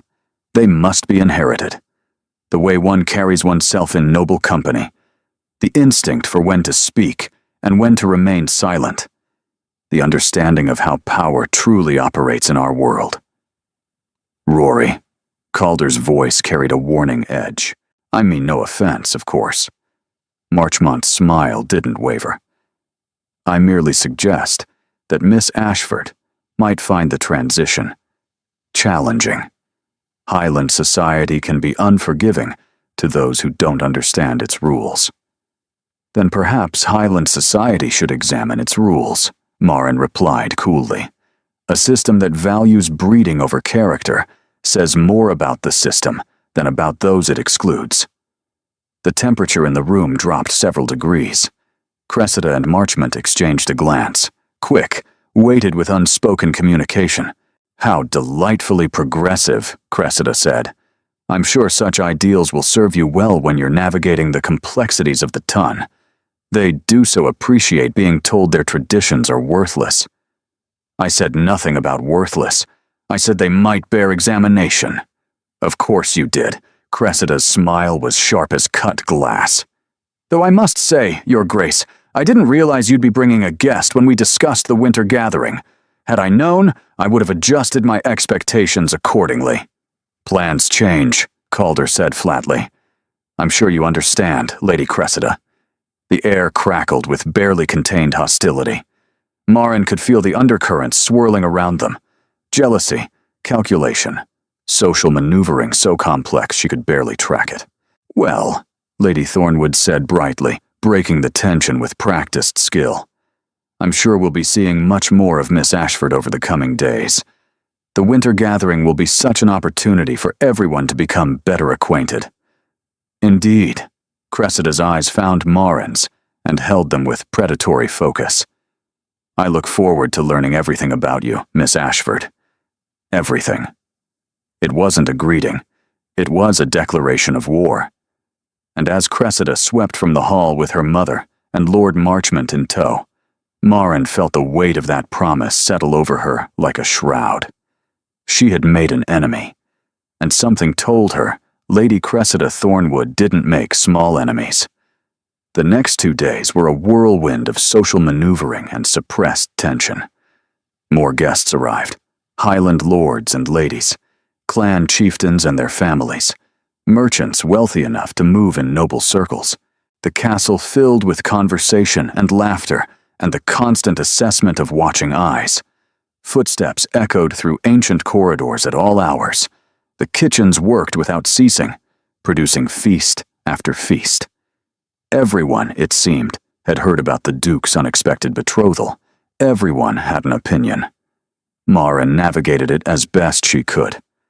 Ailsa stayed close, offering whispered guidance and moral support. The Dowager maintained a careful neutrality that somehow conveyed conditional approval. And Calder played his role with convincing dedication, staying near her at meals, engaging her in conversation, touching her arm or her hand at moments calculated for maximum visibility. It should have felt like performance. Instead, it was starting to feel like something else entirely. You're staring again, Ailsa murmured during the second evening's dinner. I'm not staring. I'm observing. You're staring at my brother, like he's a puzzle you can't quite solve. It's adorable and also completely obvious. Marin tore her gaze away from where Calder was engaged in conversation with a Highland chieftain. I don't know what you're talking about. Of course you don't. Ailsa's grin was knowing. Just like he doesn't know what he's talking about when he asks me 17 questions about your preferences and opinions every time you leave a room. He doesn't. He absolutely does. Yesterday he wanted to know your favorite flower. The day before, your favorite book. This morning, he asked whether you prefer sunrise or sunset. Ailsa patted her hand. My brother has never shown interest in anyone's preferences in his entire life. The fact that he suddenly cares about yours is significant. Before Marin could respond, the dinner gong sounded, and the guests began moving toward the formal dining room. Calder appeared at her elbow, offering his arm with a small smile that made warmth bloom in her chest. Shall we? The Seilid was scheduled for the following evening, the traditional Highland celebration that would mark the official beginning of the winter gathering. Tonight was merely a formal dinner, but the weight of expectation hung heavy in the air. Lady Cressida had positioned herself at the far end of the table, where she held court with Lord Marchmont and several other guests. Her laughter rang out periodically, bright and brittle, her eyes finding Marin's with unsettling frequency. She was planning something. Marin could feel it. Ignore her, Calder murmured, his voice low enough that only she could hear. She wants you unsettled. I'm not unsettled. I'm vigilant. That's a generous interpretation. His hand found hers beneath the table, squeezing briefly. The contact sent warmth spreading through her entire arm. Whatever she's planning, we'll face it together. Together. Such a simple word. Such a perilous promise. Dinner concluded without incident, and the guests dispersed to the drawing room for conversation and cards. Marin found herself cornered near the fireplace by Lady Thornwood, who pelted her with questions about her family, her education, and her accomplishments. Each answer was received with a small sniff of disapproval, a subtle shake of the head, a condescending smile. "And have you any musical training, Miss Ashford?" "Some. My mother ensured I learned piano and voice." "How?" "Practical. Though I suppose formal training would have been beyond your family's means. We prioritized other qualities. Kindness, for instance. Humility." Lady Thornwood's smile froze. "Qualities that will be tested, I'm sure, once you find yourself mistress of an estate like Dunmorrow. So many responsibilities. So many ways to fall short." "Mother." Cressida appeared, her voice honey-sweet. "You're monopolizing Miss Ashford. Surely she'd like to mingle with the other guests." "Of course." Lady Thornwood withdrew with one final pointed look. Cressida remained, studying Marin with that unsettling intensity. "Walk with me, Miss Ashford. There's something I'd like to discuss. Privately." Every instinct screamed warning, but refusing would seem cowardly, and Marin couldn't afford to appear weak. "Of course, Lady Cressida." They moved toward the gallery, away from the warmth and light of the drawing room. Portraits of Blackwood ancestors watched from the walls, their painted eyes following as Cressida led her deeper into shadow. "I'll be direct," Cressida said when they were sufficiently alone. "I know what you are." "I beg your pardon?" "A fortune hunter, a schemer, a desperate woman who saw an opportunity and seized it." Cressida's voice was soft, almost gentle. "I don't blame you, truly. If I were in your position, impoverished, facing a life of drudgery, I might do the same." "You're mistaken. I never sought—" "Please." Cressida held up one elegant hand. "Spare me the protestations of innocence. It insults us both." She moved closer, her perfume cloying in the close air. "Here is what will happen. You will end this engagement. Quietly, gracefully, in a manner that reflects well on everyone involved. You'll claim you realized your feelings were insufficient, or that the demands of the position exceeded your abilities. Whatever story suits you. And if I refuse, then I will make your life very uncomfortable." Cressida's smile didn't waver. "I have resources you cannot imagine, connections in every corner of society. I can ensure that every door in Scotland closes to you. Every position you might seek, every place you might find shelter. Gone. Your family's situation is already precarious, isn't it? Imagine how much worse it could become." Cold swept through Marin's veins. "You would destroy an innocent family to get what you want. I would do whatever is necessary to claim what is rightfully mine. Calder and I have been meant for each other since childhood. Our families have planned this union for decades. And you, a nobody from nowhere, will not stand in my way." The words hit like blows, but Marin refused to flinch. "Has it occurred to you that Calder doesn't want you? That perhaps his happiness matters more than your plans?" "His happiness?" Cressida laughed. "Happiness is a luxury for common people. We are not common. We have duties, responsibilities, and legacies to maintain. Calder will learn to be content with me, as I will learn to be content with him. That is how marriages work among our kind." "That sounds like a prison. That sounds like reality." Cressida's eyes hardened. "You have until the Caelid tomorrow evening. End the engagement publicly. Claim whatever excuse preserves your dignity, and leave Dunmorrow forever. Or face the consequences." She swept away without waiting for a response, leaving Marin alone in the gallery, with the painted eyes of generations of Blackwoods watching from the walls. Marin pressed her hand to her chest, trying to slow her racing heart. The threat was real. Cressida had the power to do exactly what she'd promised. And what was Marin, really, but a convenient excuse? A temporary arrangement that had always been destined to end? She should take the offer. Save herself and her family the devastation that would follow if she refused. But when she closed her eyes, all she could see was Calder's face in the library, the vulnerability he'd shown, The way he'd said she made him feel less alone. Was that real? Or was it just part of the performance?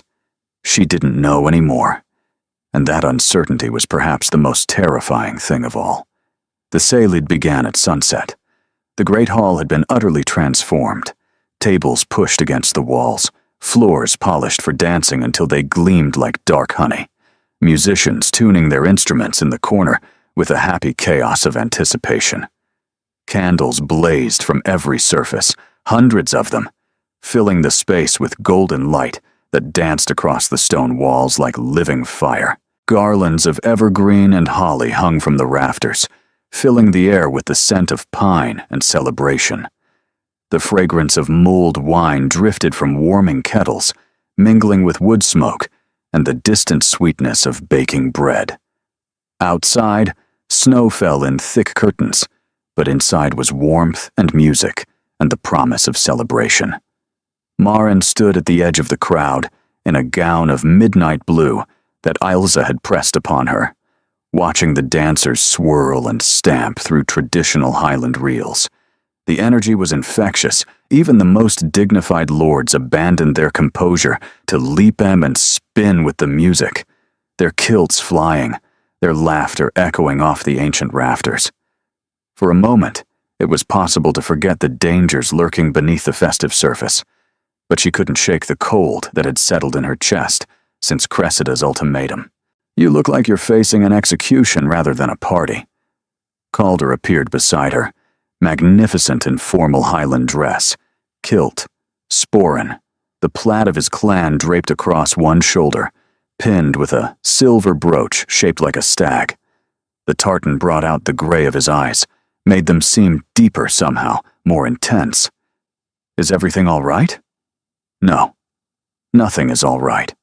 A woman who hates me has threatened to destroy my family, and I don't know if what I feel for you is real or just desperate wishful thinking."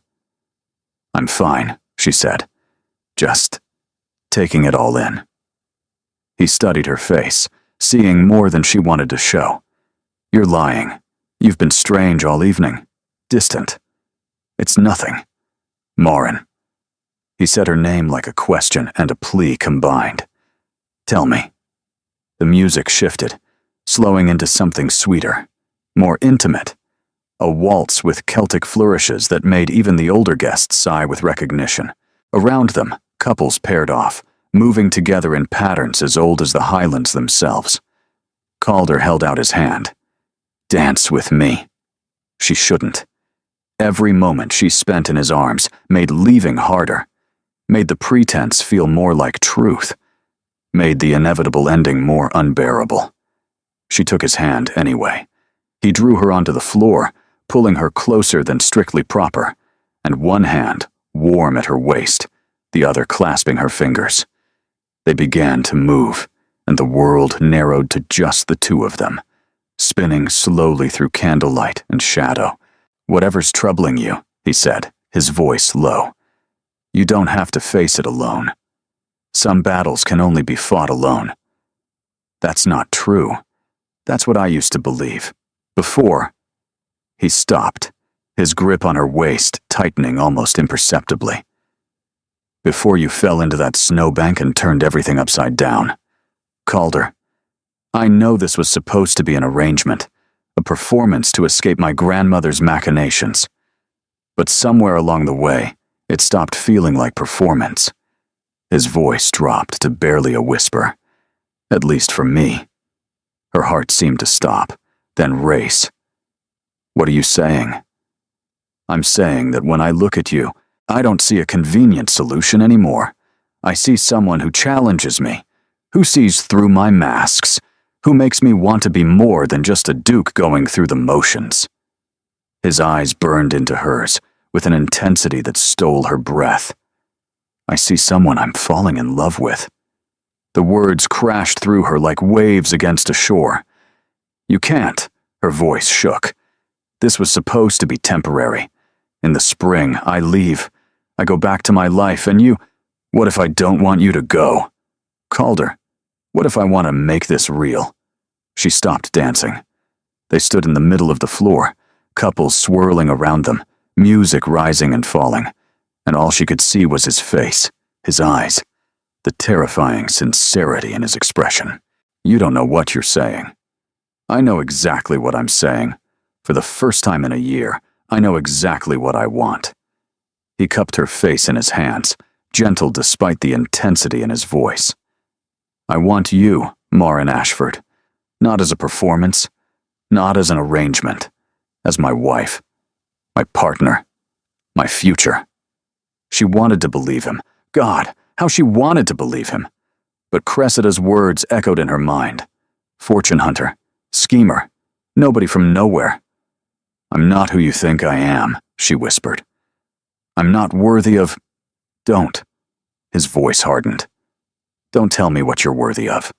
I've spent a year listening to everyone else's opinions about what I should do, who I should be, who I should marry. I'm done. The only opinion that matters now is yours. Moisture burned at the corners of her eyes. You're asking me to believe in something that feels impossible. Then believe in this. He kissed her. Not the proper, distant kiss that might have been excused as theatrical. This was real. His mouth claiming hers with a desperate hunger that stole her breath and set her blood on fire. She melted into him, hands fisting in his jacket, returning the kiss with all the feelings she'd been trying to suppress. The music stopped. They broke apart to find the entire hall staring at them. Guests frozen mid-dance, the dowager watching with complicated eyes, Ailsa grinning like she'd won a wager. And at the edge of the crowd, Lady Cressida Thornwood, her face a mask of barely contained fury. Well, Lord Marchmont's voice cut through the quiet, dripping with false amusement. It seems the Duke's affections are genuine after all. How touching. The spell shattered. Conversation resumed, though with a buzzing undercurrent of gossip. Couples began dancing again, stealing glances at the pair who'd just scandalized them all. Marin couldn't breathe. The kiss still burned on her lips, but now it mingled with fear, with uncertainty, with the knowledge that everything had just changed, and she had no idea whether it was for better or worse. Calder, she whispered. What have we done? Before he could answer, Cressida appeared at his elbow, her smile sharp as broken glass. Your Grace, a word? It's rather urgent. Whatever you have to say concerns your betrothed's brother, Hamish Ashford, I believe. He's been making rather interesting claims in Edinburgh.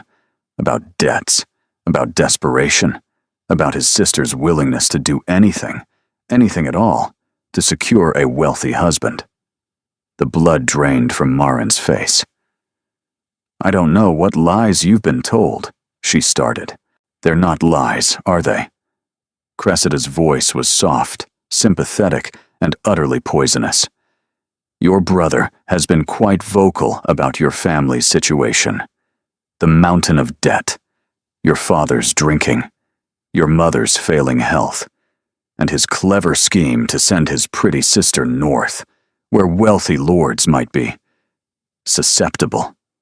That's not what happened, isn't it? Can you prove it wasn't?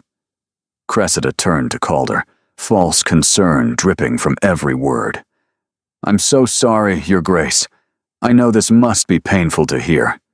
But surely you'd rather know the truth now, before it's too late. The quiet that followed was devastating. Marin watched the doubt flicker across Calder's face, the way his expression tightened, the walls rebuilding behind his eyes. Calder. She reached for him. Please. I can explain. Can you? His voice was flat, distant. Can you explain why your brother is telling people in Edinburgh that this was planned from the beginning? I didn't know. He must have... The words tangled in her throat. It's not what you think. I never intended. Intended what? To make me believe it was real? He stepped back, putting distance between them. To make me fall in love with you while you were planning how to spend my money? No. Moisture spilled down her cheeks. I never planned any of this. I never asked for any of this. I just wanted to survive a snowstorm, and instead I fell into a situation you exploited perfectly. The accusation hit like a physical blow. Calder, please. But he was already walking away, his back rigid, his shoulders tight, leaving her standing alone in the middle of the floor while 100 watching eyes drank in her humiliation. She had to leave, had to escape before she shattered completely. Maren fled, through the doors, down the corridor, out into the snow-covered courtyard, where the cold bit into her skin like knives. She didn't stop for a cloak, didn't stop for shoes suitable for winter. Just ran, tears freezing on her cheeks, until the castle was a blur of lights behind her, and the darkness swallowed her whole. She didn't know where she was going, didn't care. All she knew was that the fairy tale had ended, and she was alone. The cold found her quickly. Maren stumbled through the snow, her thin slippers soaked through, her ball gown a useless weight dragging at her legs. The wind howled around her, carrying ice that stung her exposed skin like 1,000 tiny needles. Each breath burned in her lungs, each step was harder than the last. Somewhere behind her, the castle glowed with light and music and warmth, a world she'd briefly touched before it had been ripped away. She should go back. She knew she should go back.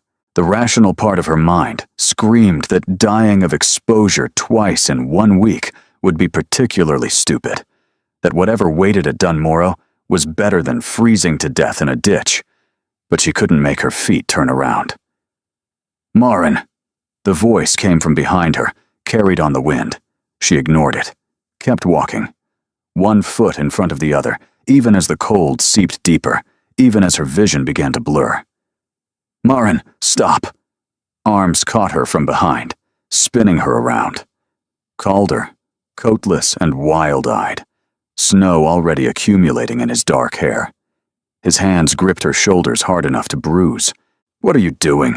You'll die out here? Would that matter to you? The words came out slurred, her tongue thick with cold. I'm just a fortune hunter after all, a schemer, probably deserve what I get. Stop it. He shook her, gentle despite the desperation in his voice. I was wrong. I was a fool. I let Cressida twist everything, and God, Maren, I'm sorry. Sorry doesn't make it hurt less. I know. His voice cracked. I know it doesn't. But please, please come back inside. Whatever anger you have, whatever you need to say to me, say it somewhere warm. I can't lose you to the cold. Not again. Not when I just found you.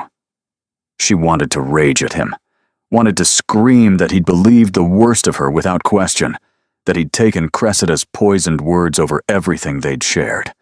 But the cold was stealing her strength, her fury, her will to fight. I didn't plan any of this, she whispered. I swear to you. Hamish is a fool who talks too much and understands too little. Whatever he said in Edinburgh, I never asked him to. I never knew. I believe you. Do you? Or are you just saying what you think I want to hear? He pulled her closer, wrapping his arms around her, sharing what little warmth his body still held. I believe you, because Ailsa found me after you left. She told me what Cressida said to you in the gallery yesterday. The threats, the ultimatum. Maren stiffened. She was listening. She was worried about you, with good reason, apparently. He pressed his forehead to hers. Cressida's been planning this for weeks. She had people in Edinburgh spreading rumors, preparing the ground for tonight. When your brother showed up drunk at a tavern and started bragging about his sister's wealthy catch, it was too perfect for her to resist. Hamish. Maren closed her eyes against the pain. Of course, he never could keep quiet about anything. He didn't understand what he was doing. That doesn't excuse it, but Calder's arms tightened around her. None of this is your fault. The only person at fault is me, for doubting you, for letting fear override everything I knew to be true. And what did you know? That you're honest to a fault, That you negotiate like a warrior and care for others before yourself. That you look at me like I'm a person, not a title, and that terrifies me more than anything Cressida could threaten." His voice dropped to a ragged whisper. "That I love you. Truly. Whatever happens next." The words enveloped her like the warmth she desperately needed. She wanted to believe them. Wanted it so badly she could taste it. "Take me inside," she said finally. "Please. I'm so cold." He swept her into his arms without hesitation, carrying her back through the snow toward the castle lights. She pressed her face against his chest, listening to the steady drum of his heartbeat, letting it anchor her to the world. They entered through a side door, avoiding the great hall and its watching crowds. Calder carried her to the library, their space, their sanctuary, where a fire still burned and blankets waited as if someone had known they'd need them. He settled her into a chair before the hearth, wrapping her in wool and fur, chafing her frozen hands between his own. "Ilsa's gathering your things," he said, his voice soft. "Fenella is preparing a hot bath. You need to warm slowly. Frostbite is a risk if we're not careful." "Calder." She caught his hands, stilling their motion. "What happens now? Now you rest, you recover. And tomorrow Cressida will still be here. The rumors will still be spreading. Your grandmother will still have doubts. Let me worry about that. How can I not worry? This affects me more than anyone." He knelt before her chair, his eyes level with hers.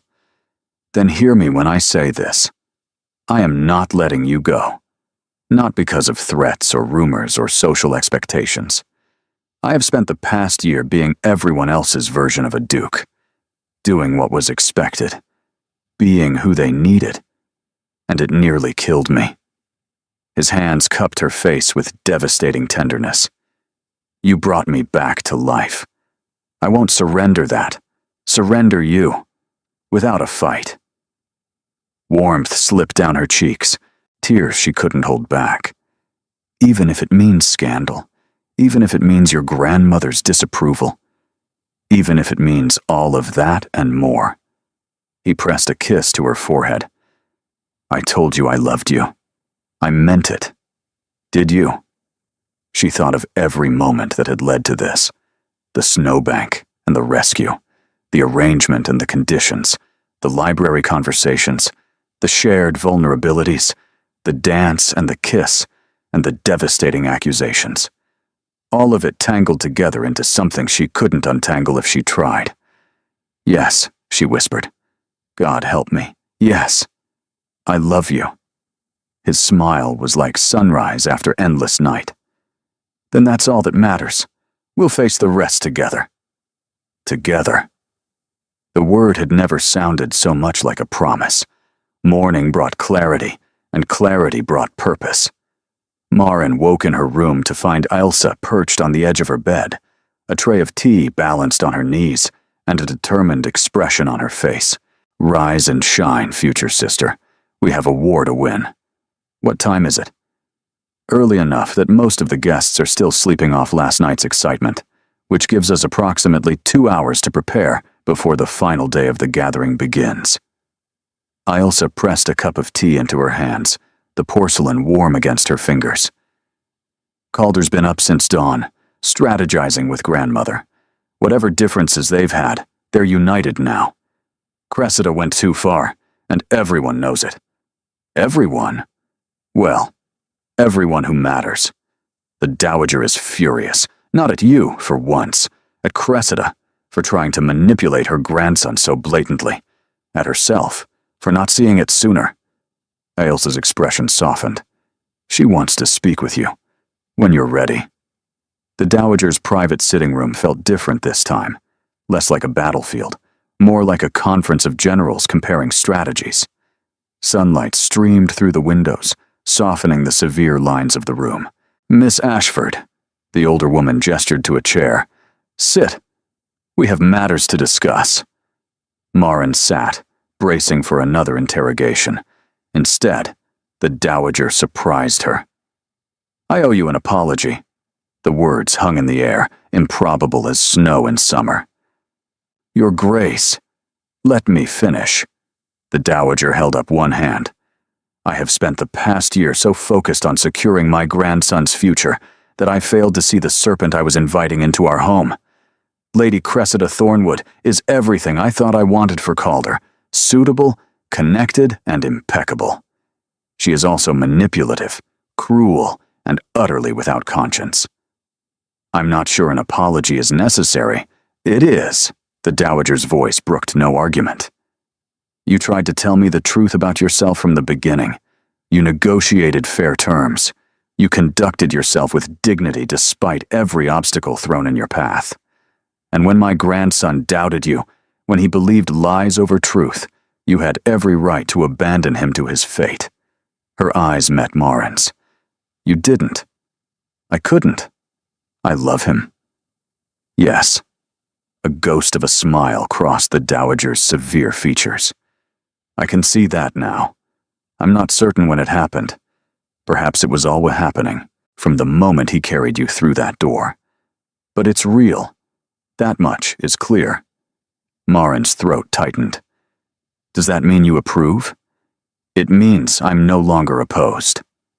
The Dowager rose, moving to the window, where morning light painted her silver hair with gold.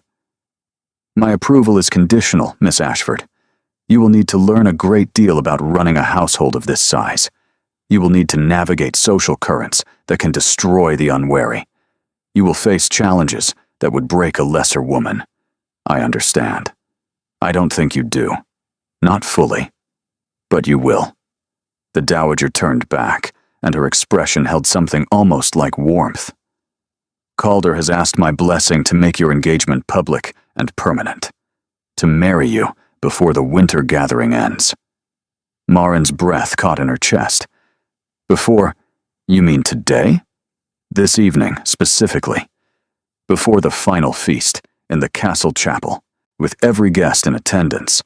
The Dowager's smile was grim. "It's a bold move, unconventional. Lady Cressida will be humiliated publicly, and her family will never forgive the slight. But it will also make clear, beyond any doubt, that you are the Duchess of Dunmorrow, and that no rumor or scheme can change that. Isn't it, rather, fast?" "Fast implies uncertainty. Calder has none. The question is whether you do." Marin thought of her father, who'd married her mother within 3 weeks of meeting her, and never regretted it, despite everything that came after. Thought of her mother's words, that love required courage, that happiness was worth the risk of pain. Thought of Calder's eyes in the snow, desperate and raw and absolutely certain. "I have no uncertainty," she said. "Only fear." "Fear of what?" "That I'll fail. That I'll embarrass him. That I'll prove everyone right who said I didn't belong here." The Dowager crossed the room and took Marin's hands. The first time she'd touched her voluntarily, her grip was surprisingly strong. "Listen to me, girl. I have watched every potential bride my grandson has been presented with. Cressida, yes, but dozens of others before her. Women with perfect pedigrees and perfect manners, and absolutely nothing behind their eyes. You are the first one who made him argue with me. The first one who made him laugh. The first one who made him want something beyond duty." Her grip tightened. "You will make mistakes. You will stumble. There will be moments when you feel entirely inadequate for the role you've accepted. But you will also bring life back to this house. Life it has been missing since my son died. Since my grandson retreated into grief and duty and emptiness. That is worth more than any pedigree in Scotland." Marin's eyes blurred with unshed emotion. "Thank you, Your Grace." "Thank me by making him happy." The Dowager released her hands and moved toward the door. "Now go. Ailsa is waiting with a wedding dress, and we have a great deal to accomplish before sunset." The chapel at Dunmorrow was ancient. Stone walls worn smooth by centuries of prayer, their surfaces bearing the marks of countless hands that had touched them, seeking comfort or blessing. Stained glass windows cast jeweled light across wooden pews, burnished by generations of faithful. Ruby red, sapphire blue, emerald green falling in patterns across the stone floor like scattered gems.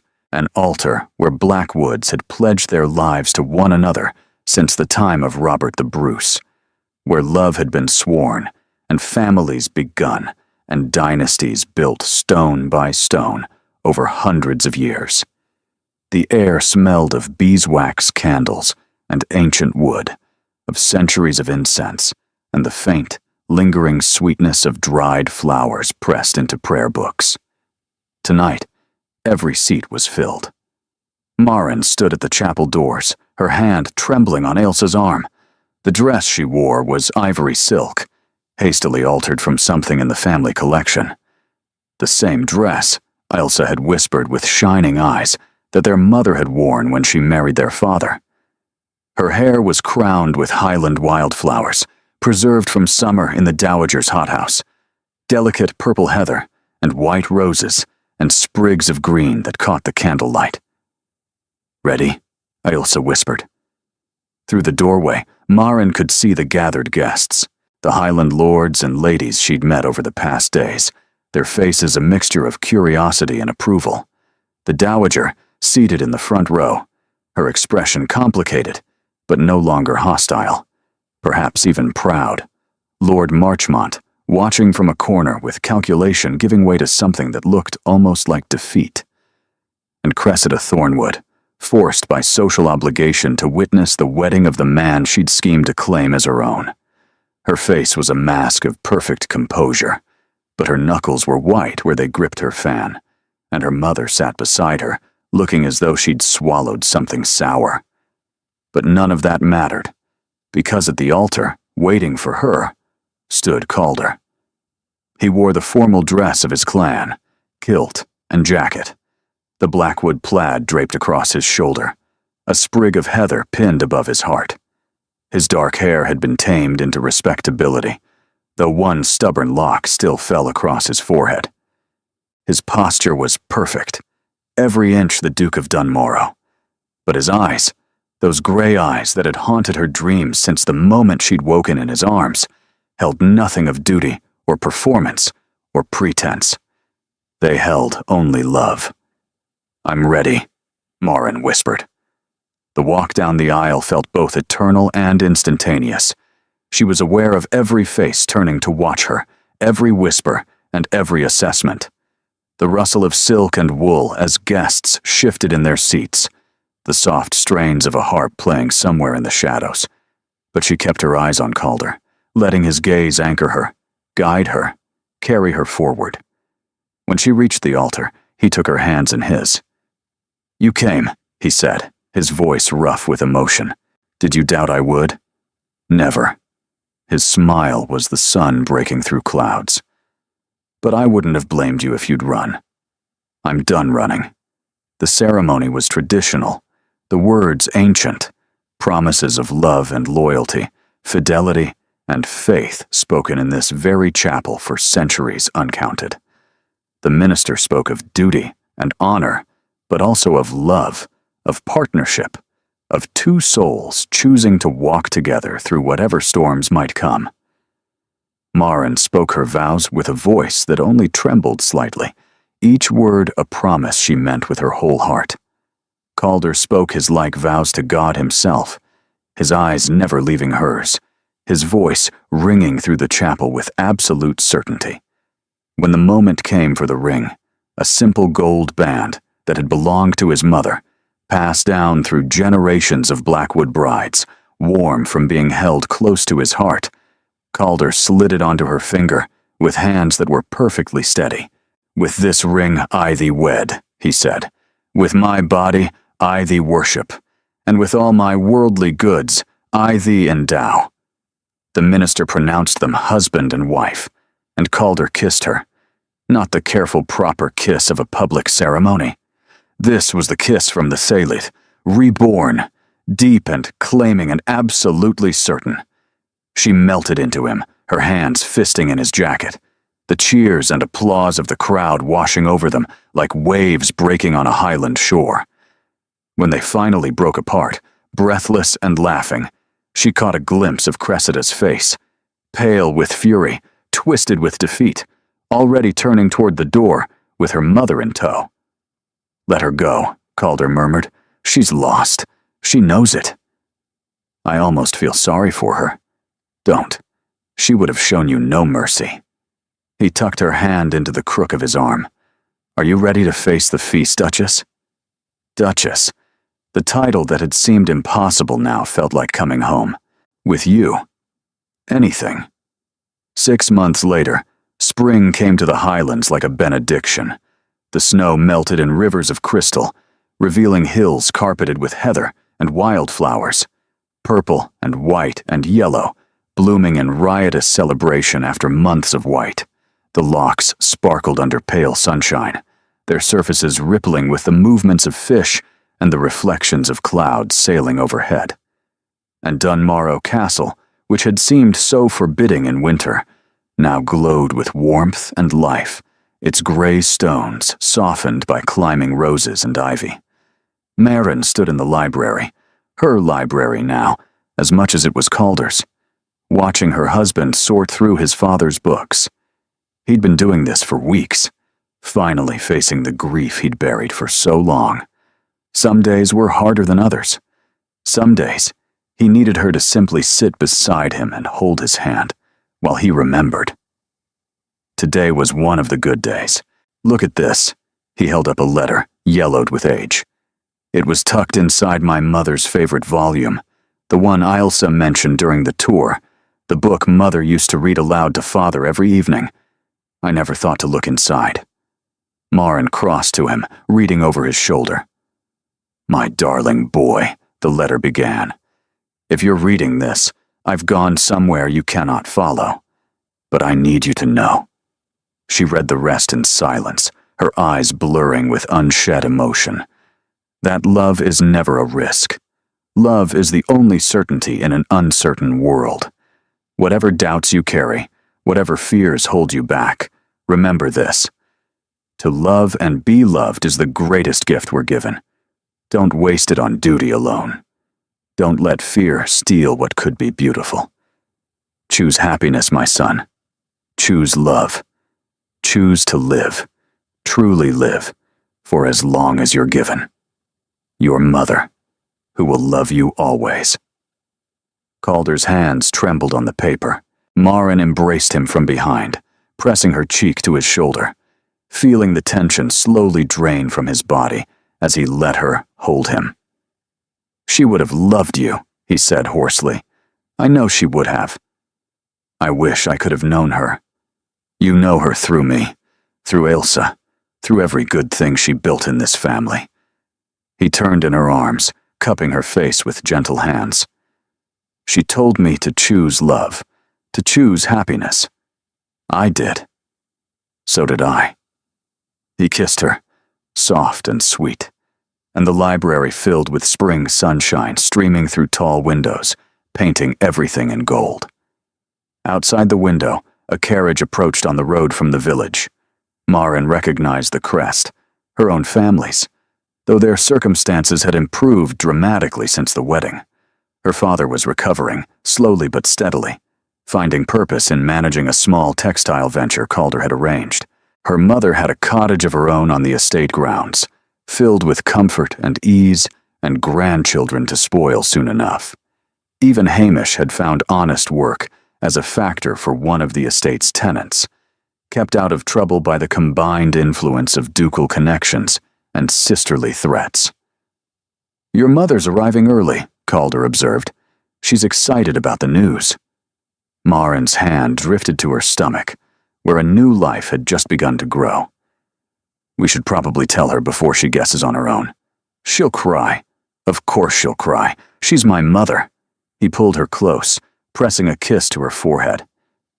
"Are you happy?"